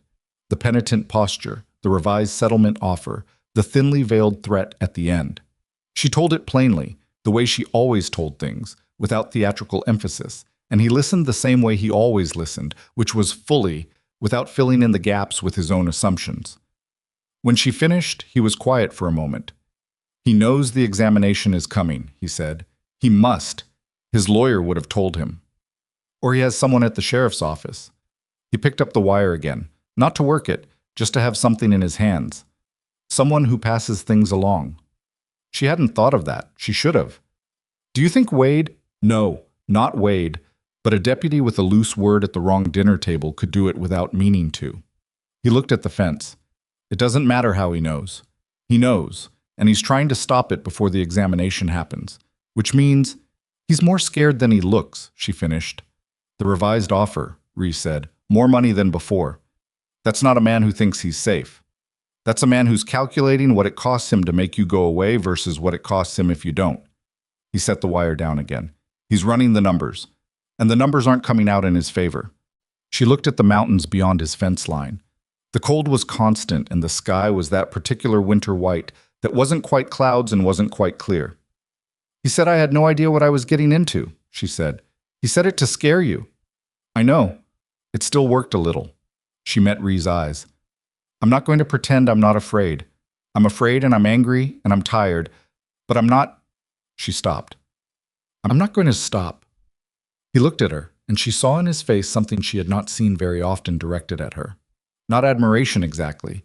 She had had admiration from people, the kind that came with the expectation of performance. This was different. This was the specific expression of a person watching someone be exactly who they are and finding it, without reservation, worth watching. I know you're not, he said simply. She looked away first. At the fence, the bad stretch of wire, the post he'd been setting when she arrived. Do you need help with that? She said. He blinked. With the fence? The wire's set wrong on that end. If you drive the post where you've got it marked, the tension's going to pull the line down within a season. She walked over and crouched, looking at the angle. You need to move this stake about 8 inches northeast. He came and crouched beside her, looking where she was pointing. A pause. You're right. Edmund made me learn fence lines too, she said, along with forge work and saddle repair and bookkeeping and veterinary basics. She stood. He said the only useless knowledge was knowledge you never applied. Smart man. Mostly. She dusted off her knees. Northeast 8 inches. He moved the stake. She held the wire while he reset the post, and they worked the fence line for the next 2 hours as the afternoon got colder and the light started to go. And somewhere in the middle of it, the weight of the morning, Silas at her door, the threat, the fear, all of it, became slightly more bearable the way physical work sometimes makes things more bearable. Not by resolving them, but by giving them somewhere to sit while your hands did something else. When they stopped, the light was nearly gone and her hands were cold through her gloves. Stay for supper, he said. She started to refuse. It was automatic, the refusal. 8 months of declining anything that felt like charity or imposition had made it reflex. It's just stew, he said. I made too much. It'll go to waste. He was already walking toward the house, not waiting for her answer, giving her the choice without making it a moment. She stood there for a second. All right, she said. Just supper. Just supper, he agreed without turning around. The stew was not too much for one person. She knew that. He knew she knew that. Neither of them said anything about it. The county examiner arrived on Friday with the kind of formal efficiency that reminded Verity of a man who charged by the hour and wanted you to know it. His name was Fletcher, and he brought 2 assistants, a set of specialized tools, and a leather-bound ledger in which he wrote everything down in the small, compressed handwriting of someone who had spent years distilling observations into the minimum necessary words. They spent 3 hours with the saddle. Verity was not permitted in the barn during the examination. This was protocol, Wade told her. No interested party present while evidence was being formally assessed. She stood outside in the cold with Rhea and Tobias and Gerald Pratt, who had arrived that morning in a state of controlled agitation because he had been told what was actually happening only 48 hours before and was still processing the difference between the case he'd thought he was managing and the one he was apparently actually in. You should have told me, Gerald said. Not accusing, just stating. I didn't know what I had until I had it, Verity told him. Still, you went to the sheriff without Gerald. She looked at him. If I'd told you, you would have told me to be careful. You would have said, let's think about this. You would have had 6 reasons why going to the sheriff was premature. She paused. And you might have been right. But careful was going to let Silas finish what he started. Gerald pressed his mouth together. He was not a man who enjoyed being outmaneuvered by his own client, but he was also, at his core, an honest man, and honest men had a way of eventually accepting accurate descriptions of themselves. Going forward, he said, you tell me. Going forward, she agreed. They waited. The wind came off the peaks with the particular viciousness of late November at altitude, finding every gap in collars and cuffs. Tobias paced in a small circle because standing still made him more nervous.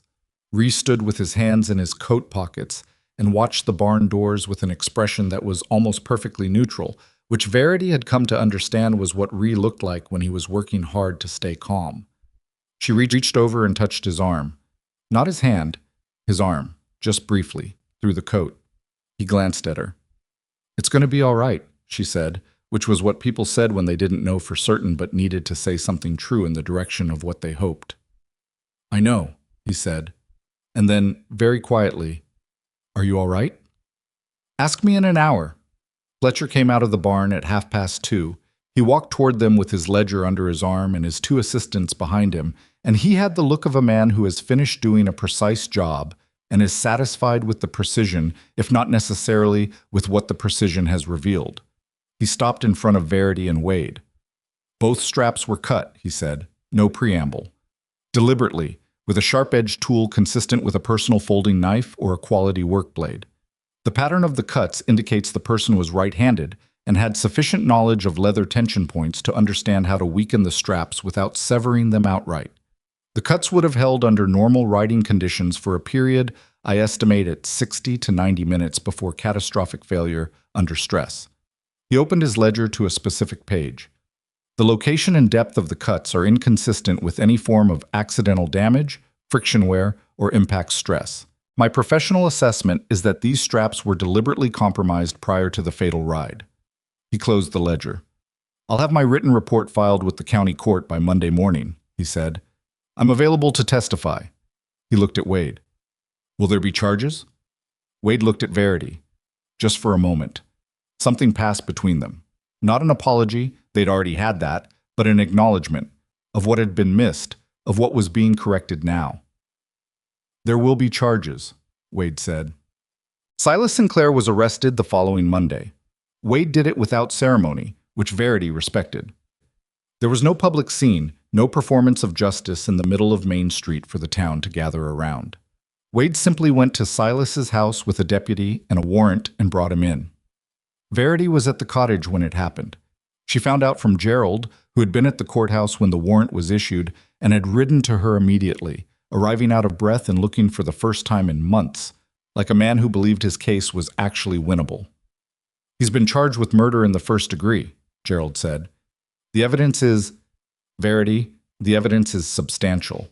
The physical examination, Harlan Cross's testimony, Tobias's statement, the survey report, and the timeline of Silas's knowledge of the silver deposit. He sat down at her kitchen table without being invited, because he had passed the point of formality. And his lawyer made an error. What error? Silas's first attorney, the one who was there when Wade first questioned him, filed a motion 2 weeks ago attempting to have the survey report excluded from the estate proceedings. Said it was irrelevant to the inheritance dispute. Gerald looked at her.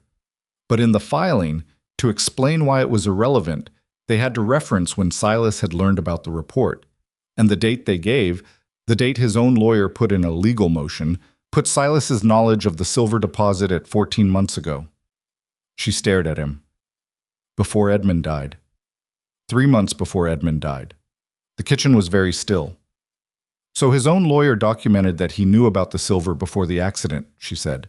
Before the murder, Gerald said, and it was the first time she had heard him use that word without hesitation. Yes, it's now part of the court record. His new lawyer is trying to argue the filing was an error, but it's already in the record, she said. It's already in the record. She sat down. She had been standing through all of this, the way she stood through things that required her to hold herself together, but she sat down now because her legs made the decision without consulting her. 8 months. 8 months of washing tablecloths and fighting a court case and burying her grief in the work and the cold and the daily grind of surviving. 8 months of Silas coming to her door with his reasonable voice and his settlement papers. 8 months of everyone accepting the accident story because it was tidy and tragic and didn't require anyone to look harder. And now here was Gerald Pratt sitting at her kitchen table telling her that Silas's own lawyer had accidentally documented the motive in a court filing. What happens to the estate case? She said. The inheritance challenge collapses with the criminal charge, Gerald said. You can't claim property from a man you're accused of murdering to obtain that property. The court will move to restore the Sinclair estate to you pending the criminal proceedings, and once there's a conviction, if there's a conviction, Gerald looked at her steadily.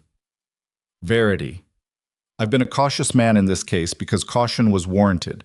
I am not being cautious right now when I tell you that the evidence is overwhelming and his own legal record has handed us his motive on a page with his lawyer's signature. He paused. There will be a conviction.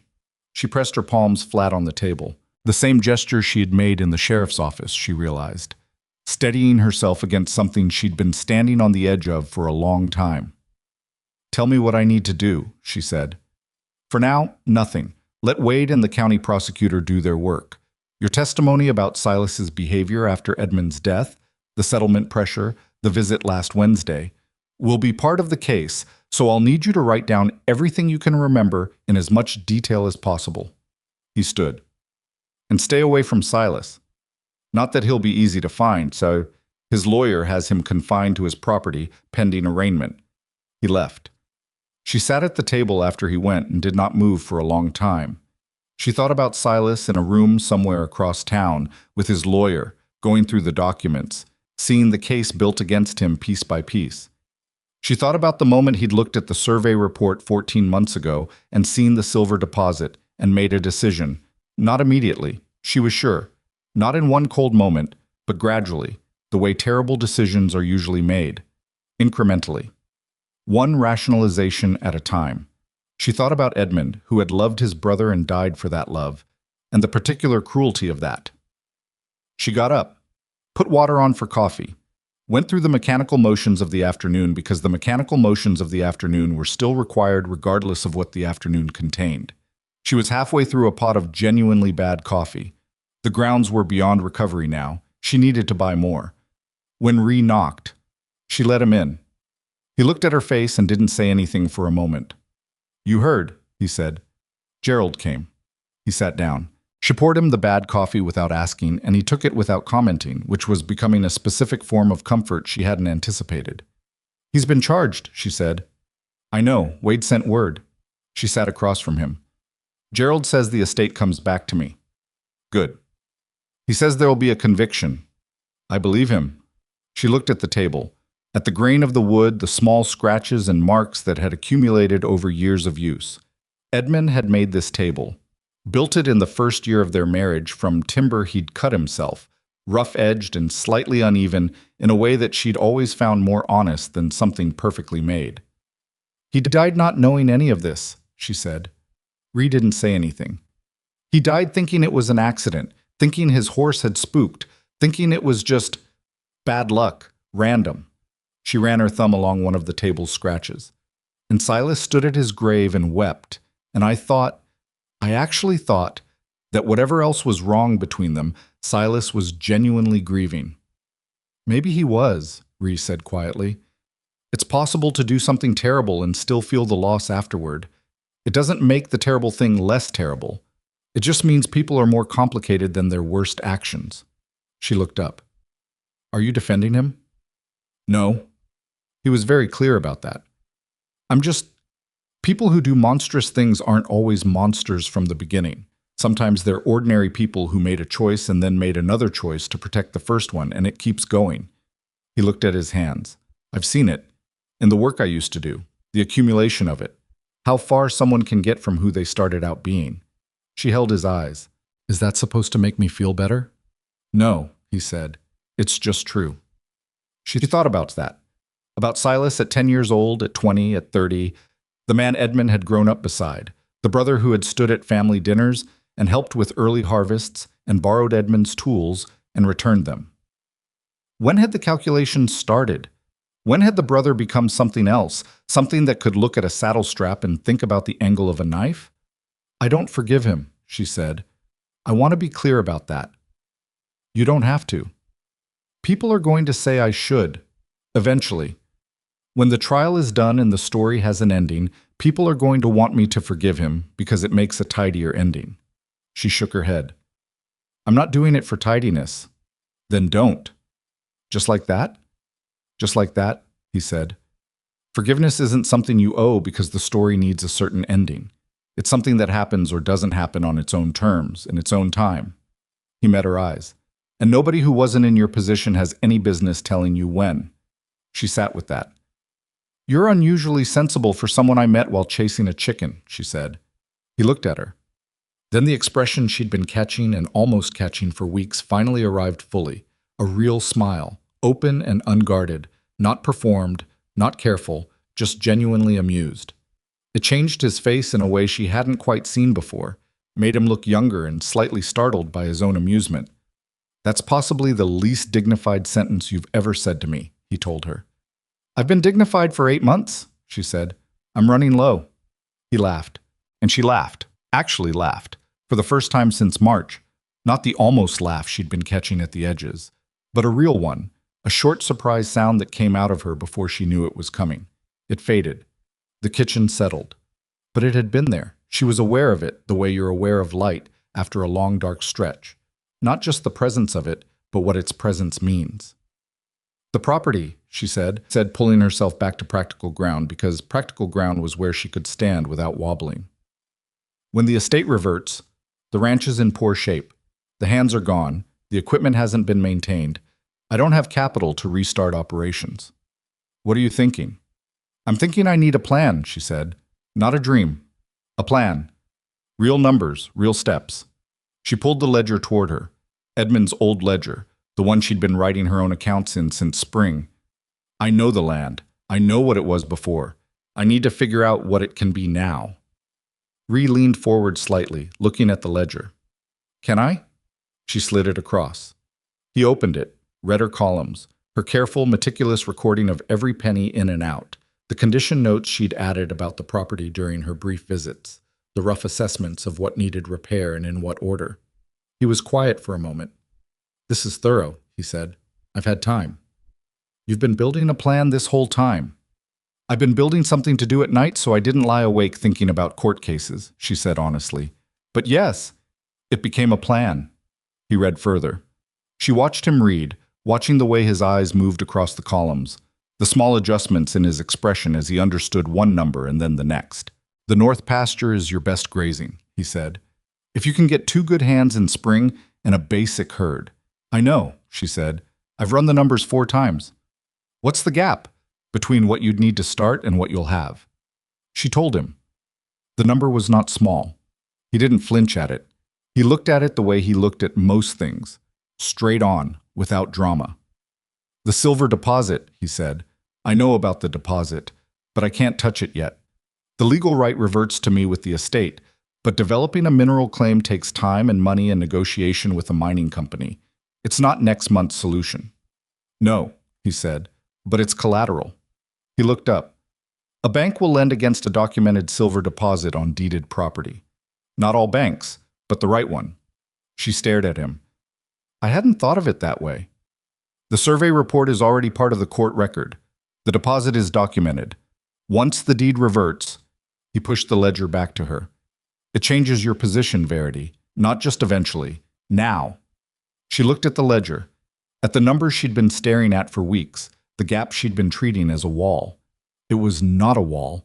It was a door she hadn't known how to open. I need to talk to Gerald about this, she said. In the morning.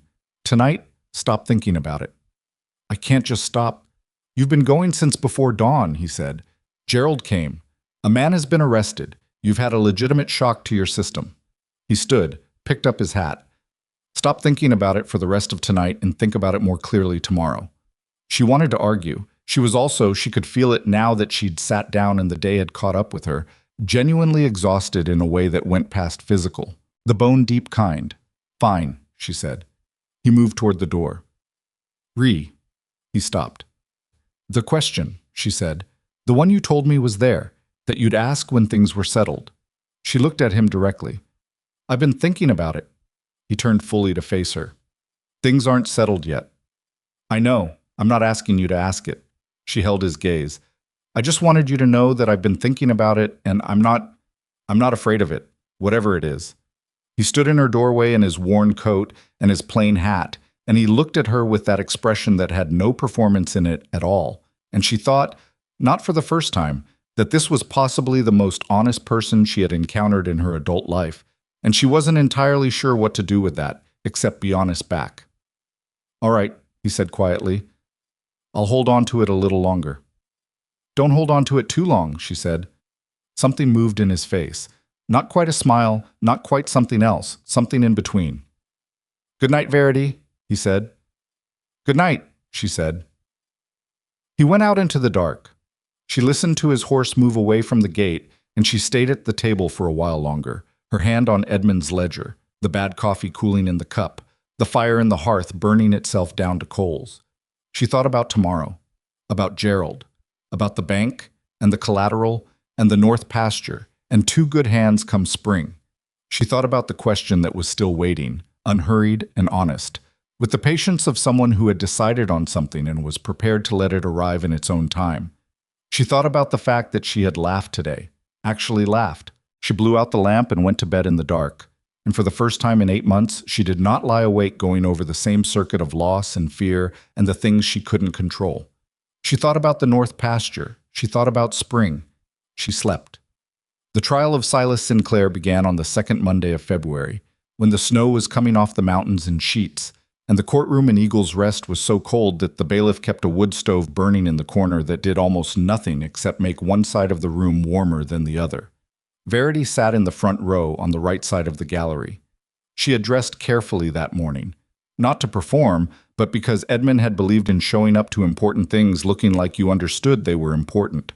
She wore her good wool dress, the dark blue one she'd worn to his funeral and had not worn since, and she sat straight-backed and still, while the room filled around her. Gerald sat at the plaintiff's table, his notes organized in the particular precise stacks of a man who had learned in the last 3 months that his client did not tolerate sloppiness. He had become a better lawyer in the course of this case, she thought, not because she had demanded it, but because the case itself had demanded it, and he'd risen to it. Ree sat in the second row, directly behind her. She did not look back at him, but she was aware of him there the way you're aware of a solid wall at your back. Not pressing against you, just present and steady. Silas sat at the defense table with his new lawyer, a man brought in from Denver named Carver, who wore an expensive coat and had the polished confidence of someone who had talked his way out of worse situations than this one. Silas had lost weight since November. His face had a grayish quality, the look of a man who had spent months in the company of his own decisions. He did not look across the aisle. She had not seen him since he came to her cottage in November and told her she didn't know what she was getting into. She had thought, on the way to the courthouse that morning, about whether she would feel something different looking at him in this room, something more dramatic than what she'd felt standing in her yard. She didn't. She felt what she'd felt for months, a steady, cold clarity, the kind of anger that has burned long enough to become something useful. Not fire anymore. Coals. Hotter than fire and more lasting. The judge came in. The room stood. It began. The prosecution presented its case over 4 days. Harlan Cross testified first. He came in from Durango in his working clothes, which the defense attorney tried to use against him. Is this how you present yourself to a court of law? And Harlan looked at Carver with the expression of a man who had not driven 8 hours to be questioned about his coat, and said simply, I present myself as I am, which is an expert with 30 years examining leather for courts in 4 territories. You're welcome to check my record. The courtroom liked that. Even the judge's expression shifted slightly. Harlan walked the jury through his analysis with the same fast, impatient precision he'd shown Verity in his workshop. The cut patterns, the depth calculation, the stress point analysis, the comparison between deliberate damage and accidental wear. He had a diagram, enlarged, mounted on a board, and he pointed to it the way a schoolteacher points to a map. Here, and here, and here. All 3 of these things together tell you one thing. Carver cross-examined for an hour and gained nothing useful except Harlan's barely contained irritation, which made him look like someone who'd had his time wasted. Tobias Reed came next. I was more nervous on the stand than she'd expected. His voice shook slightly in the beginning, and Carver pounced on that. You waited 8 months, you say, because you were afraid. Afraid of what, Mr. Reed? Afraid that the truth would complicate a story you'd already agreed to? And Tobias gripped the arms of the witness chair and said, plainly and without embellishment, I was afraid of exactly what's happening right now, sir. Someone with more money than me trying to make my honest testimony sound dishonest. The courtroom went very still after that. Gerald let it sit for 3 full seconds before his next question. He had learned timing in these months, she noted. She was glad. Fletcher, the county examiner, testified to his professional assessment with the cold precision of a man whose job was to be accurate and had no interest in being anything else. The motive was established through the survey report, through the documented timeline of Silas's knowledge of the silver deposit, through the legal filing his own former attorney had made, the one that had placed Silas's awareness of the silver at 14 months prior to Edmund's death, 3 months before the saddle straps were cut. Carver objected to that document 3 times. The judge overruled him each time with increasing brevity. On the 3rd day, Verity testified. She had prepared for this. She and Gerald had gone through it for 3 evenings in a row, and she had answered his practice questions the same way each time, plainly, directly, without emotional embellishment, because she understood that her job on that stand was not to perform her grief. Her grief was her own. What the jury needed was her clarity. She told them about the horse, about the way it came home calm, walking, unbothered, when a horse that has thrown a rider in genuine panic does not come home like that. She told them about Silas's immediate pressure on the estate after Edmund's burial. She told them about the settlement offers, the escalating visits, the revised numbers, the November morning when he stood at her door and told her she didn't know what she was getting into. Carver tried to characterize her as a grieving widow, seeking explanation in the place of acceptance. He tried it carefully, with a surface layer of sympathy, because the jury had women on it, and he was calculating. She looked at him directly and said, "I'm not here because I needed an explanation. I'm here because the physical evidence proves my husband was murdered, and the legal record documents why. Those are facts, Mr. Carver. I didn't create them. I simply refuse to ignore them." One of the women on the jury, a rancher's wife from the Northern Valley, older, sharp-eyed, looked at Verity and then looked at Silas, and the look she gave Silas was not one Carver would have chosen for her to give.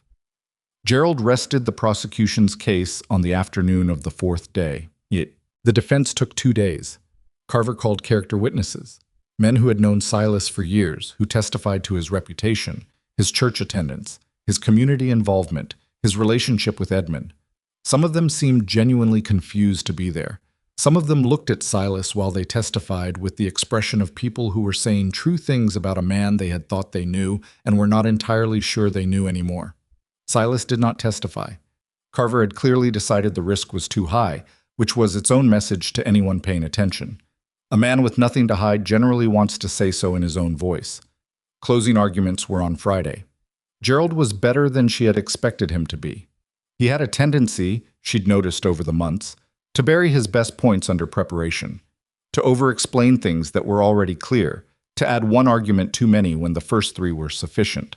But in his closing, he kept it short. He stood in front of the jury and said, "The leather was cut. The timing is documented. The motive is established by the defendant's own legal filings. 3 separate professional experts, none of whom know each other, have arrived at the same conclusion. You do not need to believe any one person. You only need to read what the evidence says." He sat down. Carver's closing was long and expensive sounding and ultimately asked the jury to believe that a convergence of physical evidence, expert testimony, documented motive, and witness corroboration was a coincidence.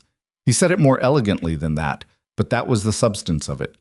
The jury went out at noon. Verity sat on a bench in the cold hallway outside the courtroom with her hands in her lap and did not pace, because pacing would not change anything. Ree sat beside her. Gerald walked back and forth from the window to the door and back to the window until Verity said gently, "Gerald, please," and he stopped and sat down and vibrated quietly instead. At 3:30, the jury came back. She had wondered, before it happened, how she would feel. She had imagined relief, or satisfaction, or some clean, definitive emotion that arrived with a verdict and resolved everything. What she actually felt, when the foreman said guilty of murder in the first degree, and the word landed in the crowded courtroom like a stone dropped into still water, was something harder to name, something that was all of those things, and also, underneath them, a grief that hadn't finished and wasn't going to finish because a verdict didn't bring Edmund back. Justice was not restoration. It was accountability, which was a different thing, and a real thing, and a thing worth fighting for. But it was not the same as having your husband alive. She understood that distinction precisely and completely, sitting in that front row with the sound of the room rising around her. She did not cry. She sat very still, hands in her lap, and breathed through it. Ree put his hand on the bench beside hers. Not on her hand, just beside it. Close enough. She turned her hand over and put it in his. He held it. No drama, no performance. Just held it, steady and warm, while the courtroom processed what had just happened around them. Silas was standing at the defense table. She looked at him then. The first time their eyes had met since November. He was not performing anymore. The reasonable voice, the warm concern, the patient, long-suffering face, it was all gone. He looked like what he was, a man who had made a sequence of choices that had led him here, to this room, in front of these people, with no story left to tell. He looked at her, and she held his gaze, and she didn't feel triumph. She wasn't sure what she felt about him specifically in that moment, except that it was not simple. It would probably never be simple. He had been Edmund's brother. He had eaten at their table. He had held their children at Christmas gatherings. They'd had no children of their own, but neighbors' children, cousins. And he had laughed at Edmund's jokes and borrowed Edmund's tools, and all of it had been real, or real enough, until it wasn't. She looked away first, not because she was done, because she had nothing more she needed from looking at him. The bailiff was moving toward Silas. Gerald was beside her, saying something about sentencing, about the estate, about next steps. She caught the shape of his words without quite hearing them. Outside the courthouse windows, the February snow was still coming down. The Sinclair estate was formally returned to Verity's name on a Thursday in late February, 3 weeks after the verdict. Gerald handed her the deed across his desk with the expression of a man who has just finished a very long race and is not entirely sure his legs still work. "It's yours," he said, completely and without challenge. She looked at the document, her name on the deed written in the county clerk's careful hand. Verity Sinclair, sole owner. The same land Edmund had worked. The same land under which 40 to 60 feet down through limestone and cold earth, a silver deposit waited. "Thank you, Gerald," she said. "You did most of this," he said. "I want to be honest about that." "You were there when it counted," she told him. "That matters more than you think." He looked slightly less like he needed to sit down after that. She left his office and walked out into the February cold and stood on the steps of his building and looked at the street of Eagle's Rest around her. The general store, the assayer's office, the narrow gap between buildings where she'd put her hands over her face after the meeting with Wade and Aldrich. And she thought, this is the same town, and I am not the same person. Not better exactly, not worse, just different in the way that you are when something has pressed through you and come out the other side. She walked to the bank. The meeting with the bank manager took 90 minutes and involved the survey report, the deed, Fletcher's examination records, and a great deal of careful arithmetic. The bank manager was a cautious man named Holt, who had made a career of not being wrong, which made him thorough. He asked every question she'd anticipated, and 3 she hadn't, and she answered them all from the ledger she'd been building for months. The one that had started as something to do at night and become a real plan. When she left, she had a letter of credit against the documented value of the silver deposit. It was not a fortune. It was a start. But a start was all she'd been asking for since March. She rode out to the ranch that afternoon. She hadn't been there, really been there, with the deed in her name and no legal cloud over her head, since before Edmund died. She'd been there for evidence and for formal examinations and for grim practical purposes, but she hadn't been there as the owner, as the person the land belonged to, as the woman who was going to do something with it. She stood at the gate for a moment, looked at the house, the barn, the north pasture running up toward the tree line, the southern fence where the land flattened out along the creek. It needed work. More work than she'd cataloged, probably, because things always needed more work than you'd cataloged. The house would need repairs before spring planting. The barn needed a new section of roof on the east side. The pasture fencing was down in 3 places, but the land was good. Edmund had known it was good before anyone told him there was silver in it. He'd built on it for 11 years because he understood what it was. She understood it too. She had his ledger to prove it. She went inside the house. It was cold and dust-sheeted, and it smelled of closed spaces and faintly, still, of the pipe tobacco Edmund had kept on the mantel. She stood in the center of the kitchen, bigger than the cottage kitchen, with the cast-iron stove he'd ordered from a catalog and the table he hadn't built. This one, bought from a furniture man in town because they'd needed one fast when they moved in and hadn't had time to build. She put her hand on the table. She was not going to be sentimental about this in a way she couldn't sustain. She was going to be practical and clear-eyed, and she was going to build something real, because that was what the land deserved, and what Edmund had put into it, and what she was capable of. But she gave herself a minute first. Just one. Standing in the cold kitchen with her hand on the table in the silence of an empty house around her. Then she opened her ledger and started making a list. Bree came that evening, as she'd known he would. He seemed to have a sense for when she was somewhere new and needed the company of someone who wasn't going to make it complicated. He found her in the barn, doing a damage assessment on the tack and equipment with a lantern and a stub of pencil. "What's the count?" he said from the doorway. "More than I want and less than I feared," she said. "The saddles need conditioning, 2 bridles need replacing. The harness is beyond saving." She made a note. "The equipment is mostly sound. Edmund kept his tools well." He came in, looked around, picked up one of the bridles she'd assessed and turned it in his hands, checking the stitching. "You could have this repaired," he said. "I know. I put it in the repair column." She looked up. "Did you see the north pasture fence on your way in?" 3 sections down," he said. 4. You missed one by the creek. He raised an eyebrow. I've been planning this longer than you think, she said. He set the bridle down, looked at her in the lantern light, and his expression had something in it she couldn't quite categorize. Something warm and steady and unsurprised, as if nothing she did or said was going to catch him off guard. Not because he was incurious, but because he had been paying close enough attention that he'd already anticipated her. Verity, he said. She stopped writing, looked at him. I've been holding on to something since October, he said. I told you it was there. I told you I'd wait until things were settled. She lowered the pencil. Things are settled, she said. Things are settled, he agreed. He didn't move toward her. He stood where he was, with his hands at his sides and his worn coat and his plain face that she had spent months learning to read, and he said, I want to build a life with you, not in place of what you had. I know Edmund was a good man, and I know what you lost, and I'm not asking you to replace any of it. I'm asking if there's room for something that's new, that's ours. He held her eyes.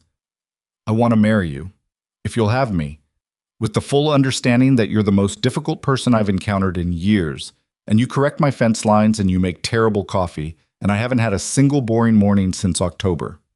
She stared at him. That is, she said, possibly the least romantic proposal I've ever heard. I know, he said. I'm not a romantic man. I'm an honest one. The corner of his mouth moved. The offer stands regardless of the delivery. She looked at him for a long moment. She thought about everything she knew of him, the way he'd ridden past her gate, the fence post, the coffee pot, the chicken incident, the barn and the sheriff's office, and the ride to Durango and every conversation in between. The way he'd put his hand on the bench beside hers in the courtroom, the way he'd held it. She thought about what she was now, a woman with a deed and a letter of credit and a 4-section fence problem, and a ranch she was going to rebuild from the ground up, and a future that was genuinely, for the first time in a long time, uncertain in the direction of possibility rather than loss. She thought about Edmund. She always would. That was not a wound that sealed completely. It was a fact of her life that she had loved a man, and he had been taken from her, and she had fought for justice for him, and she carried him in the way you carry the people who shaped you, which is quietly and permanently, and without needing to announce it. And she thought about the question she'd told Ree she wasn't afraid of. She hadn't been lying. She'd been afraid of a great many things in the last year, but not that.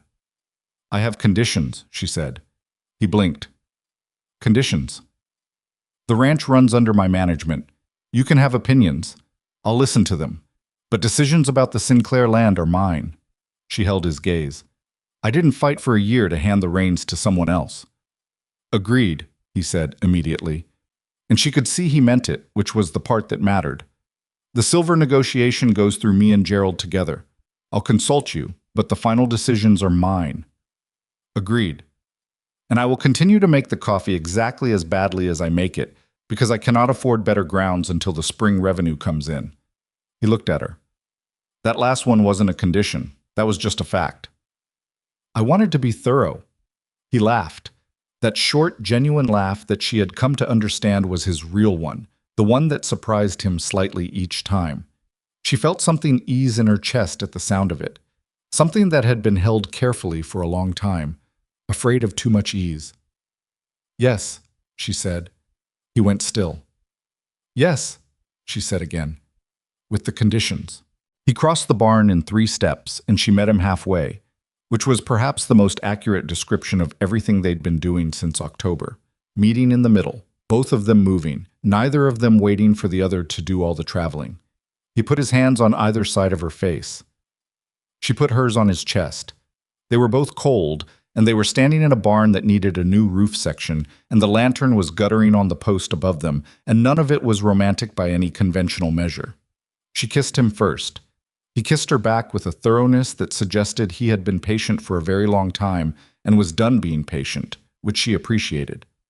When they stepped back from each other, she was slightly breathless, and his hat had fallen off somewhere. I need to find my hat, he said. I see it, she said. It's by the harness rack. Right. He retrieved it, put it on, looked at her. We should probably tell people. Tomorrow, she said. Tomorrow, he agreed. She picked up her lantern and her ledger. He picked up the bridle he'd been examining. They walked out of the barn into the February dark, and the stars above Eagle's Rest were very bright and very cold, and the mountains stood against the sky the way they always stood, patient and enormous, and entirely indifferent to anything happening beneath them, which was somehow reassuring. They married that April when the snow was still on the upper peaks, but the valley floor had thawed enough that the ground smelled like something beginning. It was a small wedding by any measure. Gerald and his wife, Wade, who came in his good coat and looked uncomfortable in it. Tobias Reed, who had stayed in Eagle's Rest and taken work at the livery, and who stood in the back of the small gathering with the posture of someone who wasn't sure he'd been forgiven but had decided to come anyway, which Verity thought was probably as much courage as she had a right to ask from him. A handful of neighbors who had been watching the story of Verity Sinclair for the last year with the full attention of people who understood they were seeing something worth watching. No church. She'd asked for the ceremony at the ranch out in front of the house because she didn't want to stand in a building that Edmund had also stood in for something this new. She wanted new ground. The justice of the peace was brief and clear, and when he was done, Ree looked at her with the expression she'd spent months learning to read correctly, the one without performance in it, and said quietly, so only she could hear, "I want you to know this doesn't change anything about what I think of you." She looked at him. "What does that mean?" "It means I didn't marry you because of the ranch or the silver or because you won. I married you because you were worth marrying in November when you had $30 and 4 chickens." He held her eyes. "I want to make sure you know I know the difference." She understood then why he'd said it, because she had wondered in the small hours of some night since February whether the restored property and the silver deposit and the shift in her position had changed what she looked like to people, whether she could trust the good things that came after the good fortune, or whether they were shaped by it in ways she couldn't see. She'd wondered it about him too. She wouldn't pretend she hadn't. But she had watched him for 6 months now, with the particular attention she gave everything she was trying to understand, and she had looked for the signs of a man who wanted what she had rather than who she was, and she had not found them.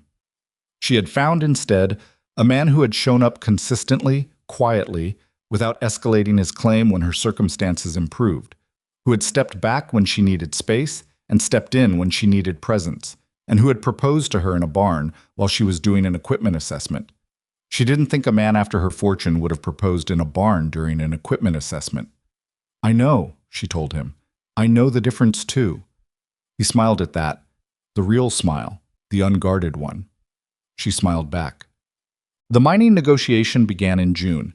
It took 4 months and 3 different companies before Verity and Gerald found terms she would agree to. She was, according to Gerald, the most demanding client he had ever negotiated alongside, and he meant it as the highest possible compliment. She knew what the land was worth. She'd read the survey report 6 times. She knew what fair looked like, and she knew what companies tried when they thought they were dealing with someone who didn't. The terms she finally accepted gave her 60% of extraction revenue, full control of the surface land and ranch operations, a 5-year reclamation clause requiring the mining company to restore any disrupted land, and a provision the one Carver's replacement attorney had tried hardest to remove, guaranteeing fair wages and safe conditions for every miner contracted to the operation. She had not put that last provision in for sentimental reasons.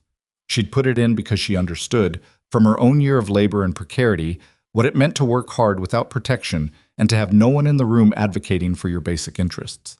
She'd been in that position. She wasn't going to build her fortune on the backs of men who were in it now. "You could have gotten higher extraction percentage without the labor provision," Gerald told her the night before signing. "I know," she said. "The company tried very hard to get you to drop it. I noticed." He looked at her. "Are you certain?" "Gerald," she said, "I'm going to be certain about exactly 2 things going forward. One is that this land gets developed in a way I can look at directly. The other is that the coffee grounds I buy will actually be worth brewing." She picked up her pen. "Everything else I'll figure out as I go." He laughed. She signed. But Ree's North Pasture and the Sinclair South Pasture shared a fence line that they rebuilt together in July. The 2 properties, now managed by the same household, running cattle that Ree knew how to raise and that Verity knew how to account for. She'd hired 2 good hands by May and a third by August, each of them paid on time, and honestly, because she had been on the wrong side of a financial promise before, and she was not going to be the person who put someone else there. The work was not easy. It was, in fact, exactly as hard as she'd known it would be. The kind of hard that was physical and financial and organizational all at once. The kind that required her to be three different competent people simultaneously and to be honest about when she was falling short of any of them. She made mistakes. She miscalculated the spring feed cost and had to renegotiate a supply arrangement. She hired a hand in May who seemed steady and turned out not to be, and she had to let him go in June and absorb the cost of that judgment error. Ree didn't say "I told you so" about the May hand, even though she was fairly certain he'd had a reservation he'd mentioned and she'd overridden. "You're not going to say it," she told him one evening when they were going over the summer accounts. "Say what?" "You had a feeling about him." "I did," he said. "You're not saying I told you so." "What would that accomplish?" She put down her pen. "Most people would say it." "I'm not most people," he said, simply and without self-congratulation, which was the thing about him that she kept discovering over and over. The way he said true things about himself as plain facts, without either false modesty or inflation. "No," she said. "You're not." She picked her pen back up. They continued through the accounts, his shoulder against hers at the table, the lamp between them, the summer dark through the windows. It was ordinary. It was completely, unremarkably ordinary, and she had learned in the last year that ordinary was the thing she had missed most without knowing it. Not grand, not dramatic, just the steady, specific texture of a life being lived forward instead of survived backward. In September, when the days were shortening and the first edge of autumn cold was coming back off the peaks, Verity went to the shelf above the kitchen hearth and took down the thing she kept there. The piece of saddle leather. She'd retrieved it from the court evidence store after the sentencing. Wade had looked at her when she asked for it and had said, "You sure?" And she had said yes, she was sure, and he'd released it to her without further question because he understood, she thought, that there were different ways of dealing with the objects of a terrible thing. She sat at the kitchen table with it in her hands. The cut end, the precise calculated blade work, the evidence of a plan made and carried out by a man who had stood at family dinners and laughed at Edmund's jokes. Silas was in the territorial prison. He would be there for the rest of his life, which was not a short life. He was not yet 50, and the prison doctor had said he was healthy. She thought about that sometimes. Not with satisfaction or with grief, just factually. He was there. Edmund was not here. Those were the two permanent facts. She thought about what Ree had said the night of the verdict, about people who do terrible things not always being monsters from the beginning. She still wasn't sure she believed it was comforting, but she'd come to think it was true, which was different from comforting. The world was full of true things that weren't comforting, and she had stopped expecting truth to be comfortable a long time ago. What she had decided, over the months since the trial, was that she was not going to let this piece of leather be only what it had been. She was not going to take it down every week and feel the wound freshly, because that was not how she wanted to spend the years she had. She was also not going to put it away and pretend it didn't exist, because it did exist, and what it represented had happened, and pretending otherwise was a lie she wasn't willing to tell herself. She was going to keep it, as a record. As a reminder that the question nobody was asking was sometimes the most important question in the room, and that the people who ask it, the people who refuse to accept the tidy version of a story when the tidy version doesn't add up, are doing something necessary even when it's inconvenient and even when everyone around them would rather they didn't. She put it back on the shelf. Ree came in from the yard, stomping mud off his boots at the door. "Fence crew finished the east section," he said. "We're set before the cold comes." "Good." She was already at the stove. "Sit down, supper's almost ready." He sat. He looked at the shelf, at the piece of leather on it, and then at her, and she could see him deciding not to say anything, which was its own kind of fluency between them now. She brought the food to the table. They sat across from each other the way they sat most evenings, and the supper was ordinary. Good, but nothing remarkable, something she'd thrown together from what was in the larder. And the conversation moved through the fence crew and the cattle count, and a question she had about the winter feed supply that led to a mild disagreement about whether they needed more than she'd budgeted for, and a resolution that landed somewhere between both positions. This was what she had fought for, she thought. Not the silver, not the land, not even the justice, though the justice mattered. She had fought for the right to sit at this table, in this house, with the future open and unscripted and genuinely hers. Edmund had given her 11 years of a good life and then been taken from her. She would carry him. But she was not going to live inside the loss of him forever. He had been, as she'd said to Rhea at the forge, a practical man. He would have hated the thought of her remaining at the wash bucket when there was work to be done and a future to build. She thought he would have liked Rhea. Not immediately. Edmund took his time about people, which was in some ways his greatest quality and in one terrible way his worst. But eventually. He would have watched Rhea arrive and stay and do what he said and not do what he didn't say, and he would have come around to him in the quiet, conclusive way he came around to things that earned his respect. She thought he would have been glad. "What are you thinking about?" Rhea said, not looking up from his plate. "Edmund," she said simply. He looked up then. "Good thoughts," she said. "Not all of them, but mostly." He nodded, went back to eating. That was another thing she had come to understand about him. The specific grace of not requiring her grief to perform its resolution. She was allowed to think about Edmund at supper. She was allowed to say so. Nothing terrible happened after she said so. Rhea simply held the space for it and went on being present. That was, she had decided, the thing that had mattered from the beginning.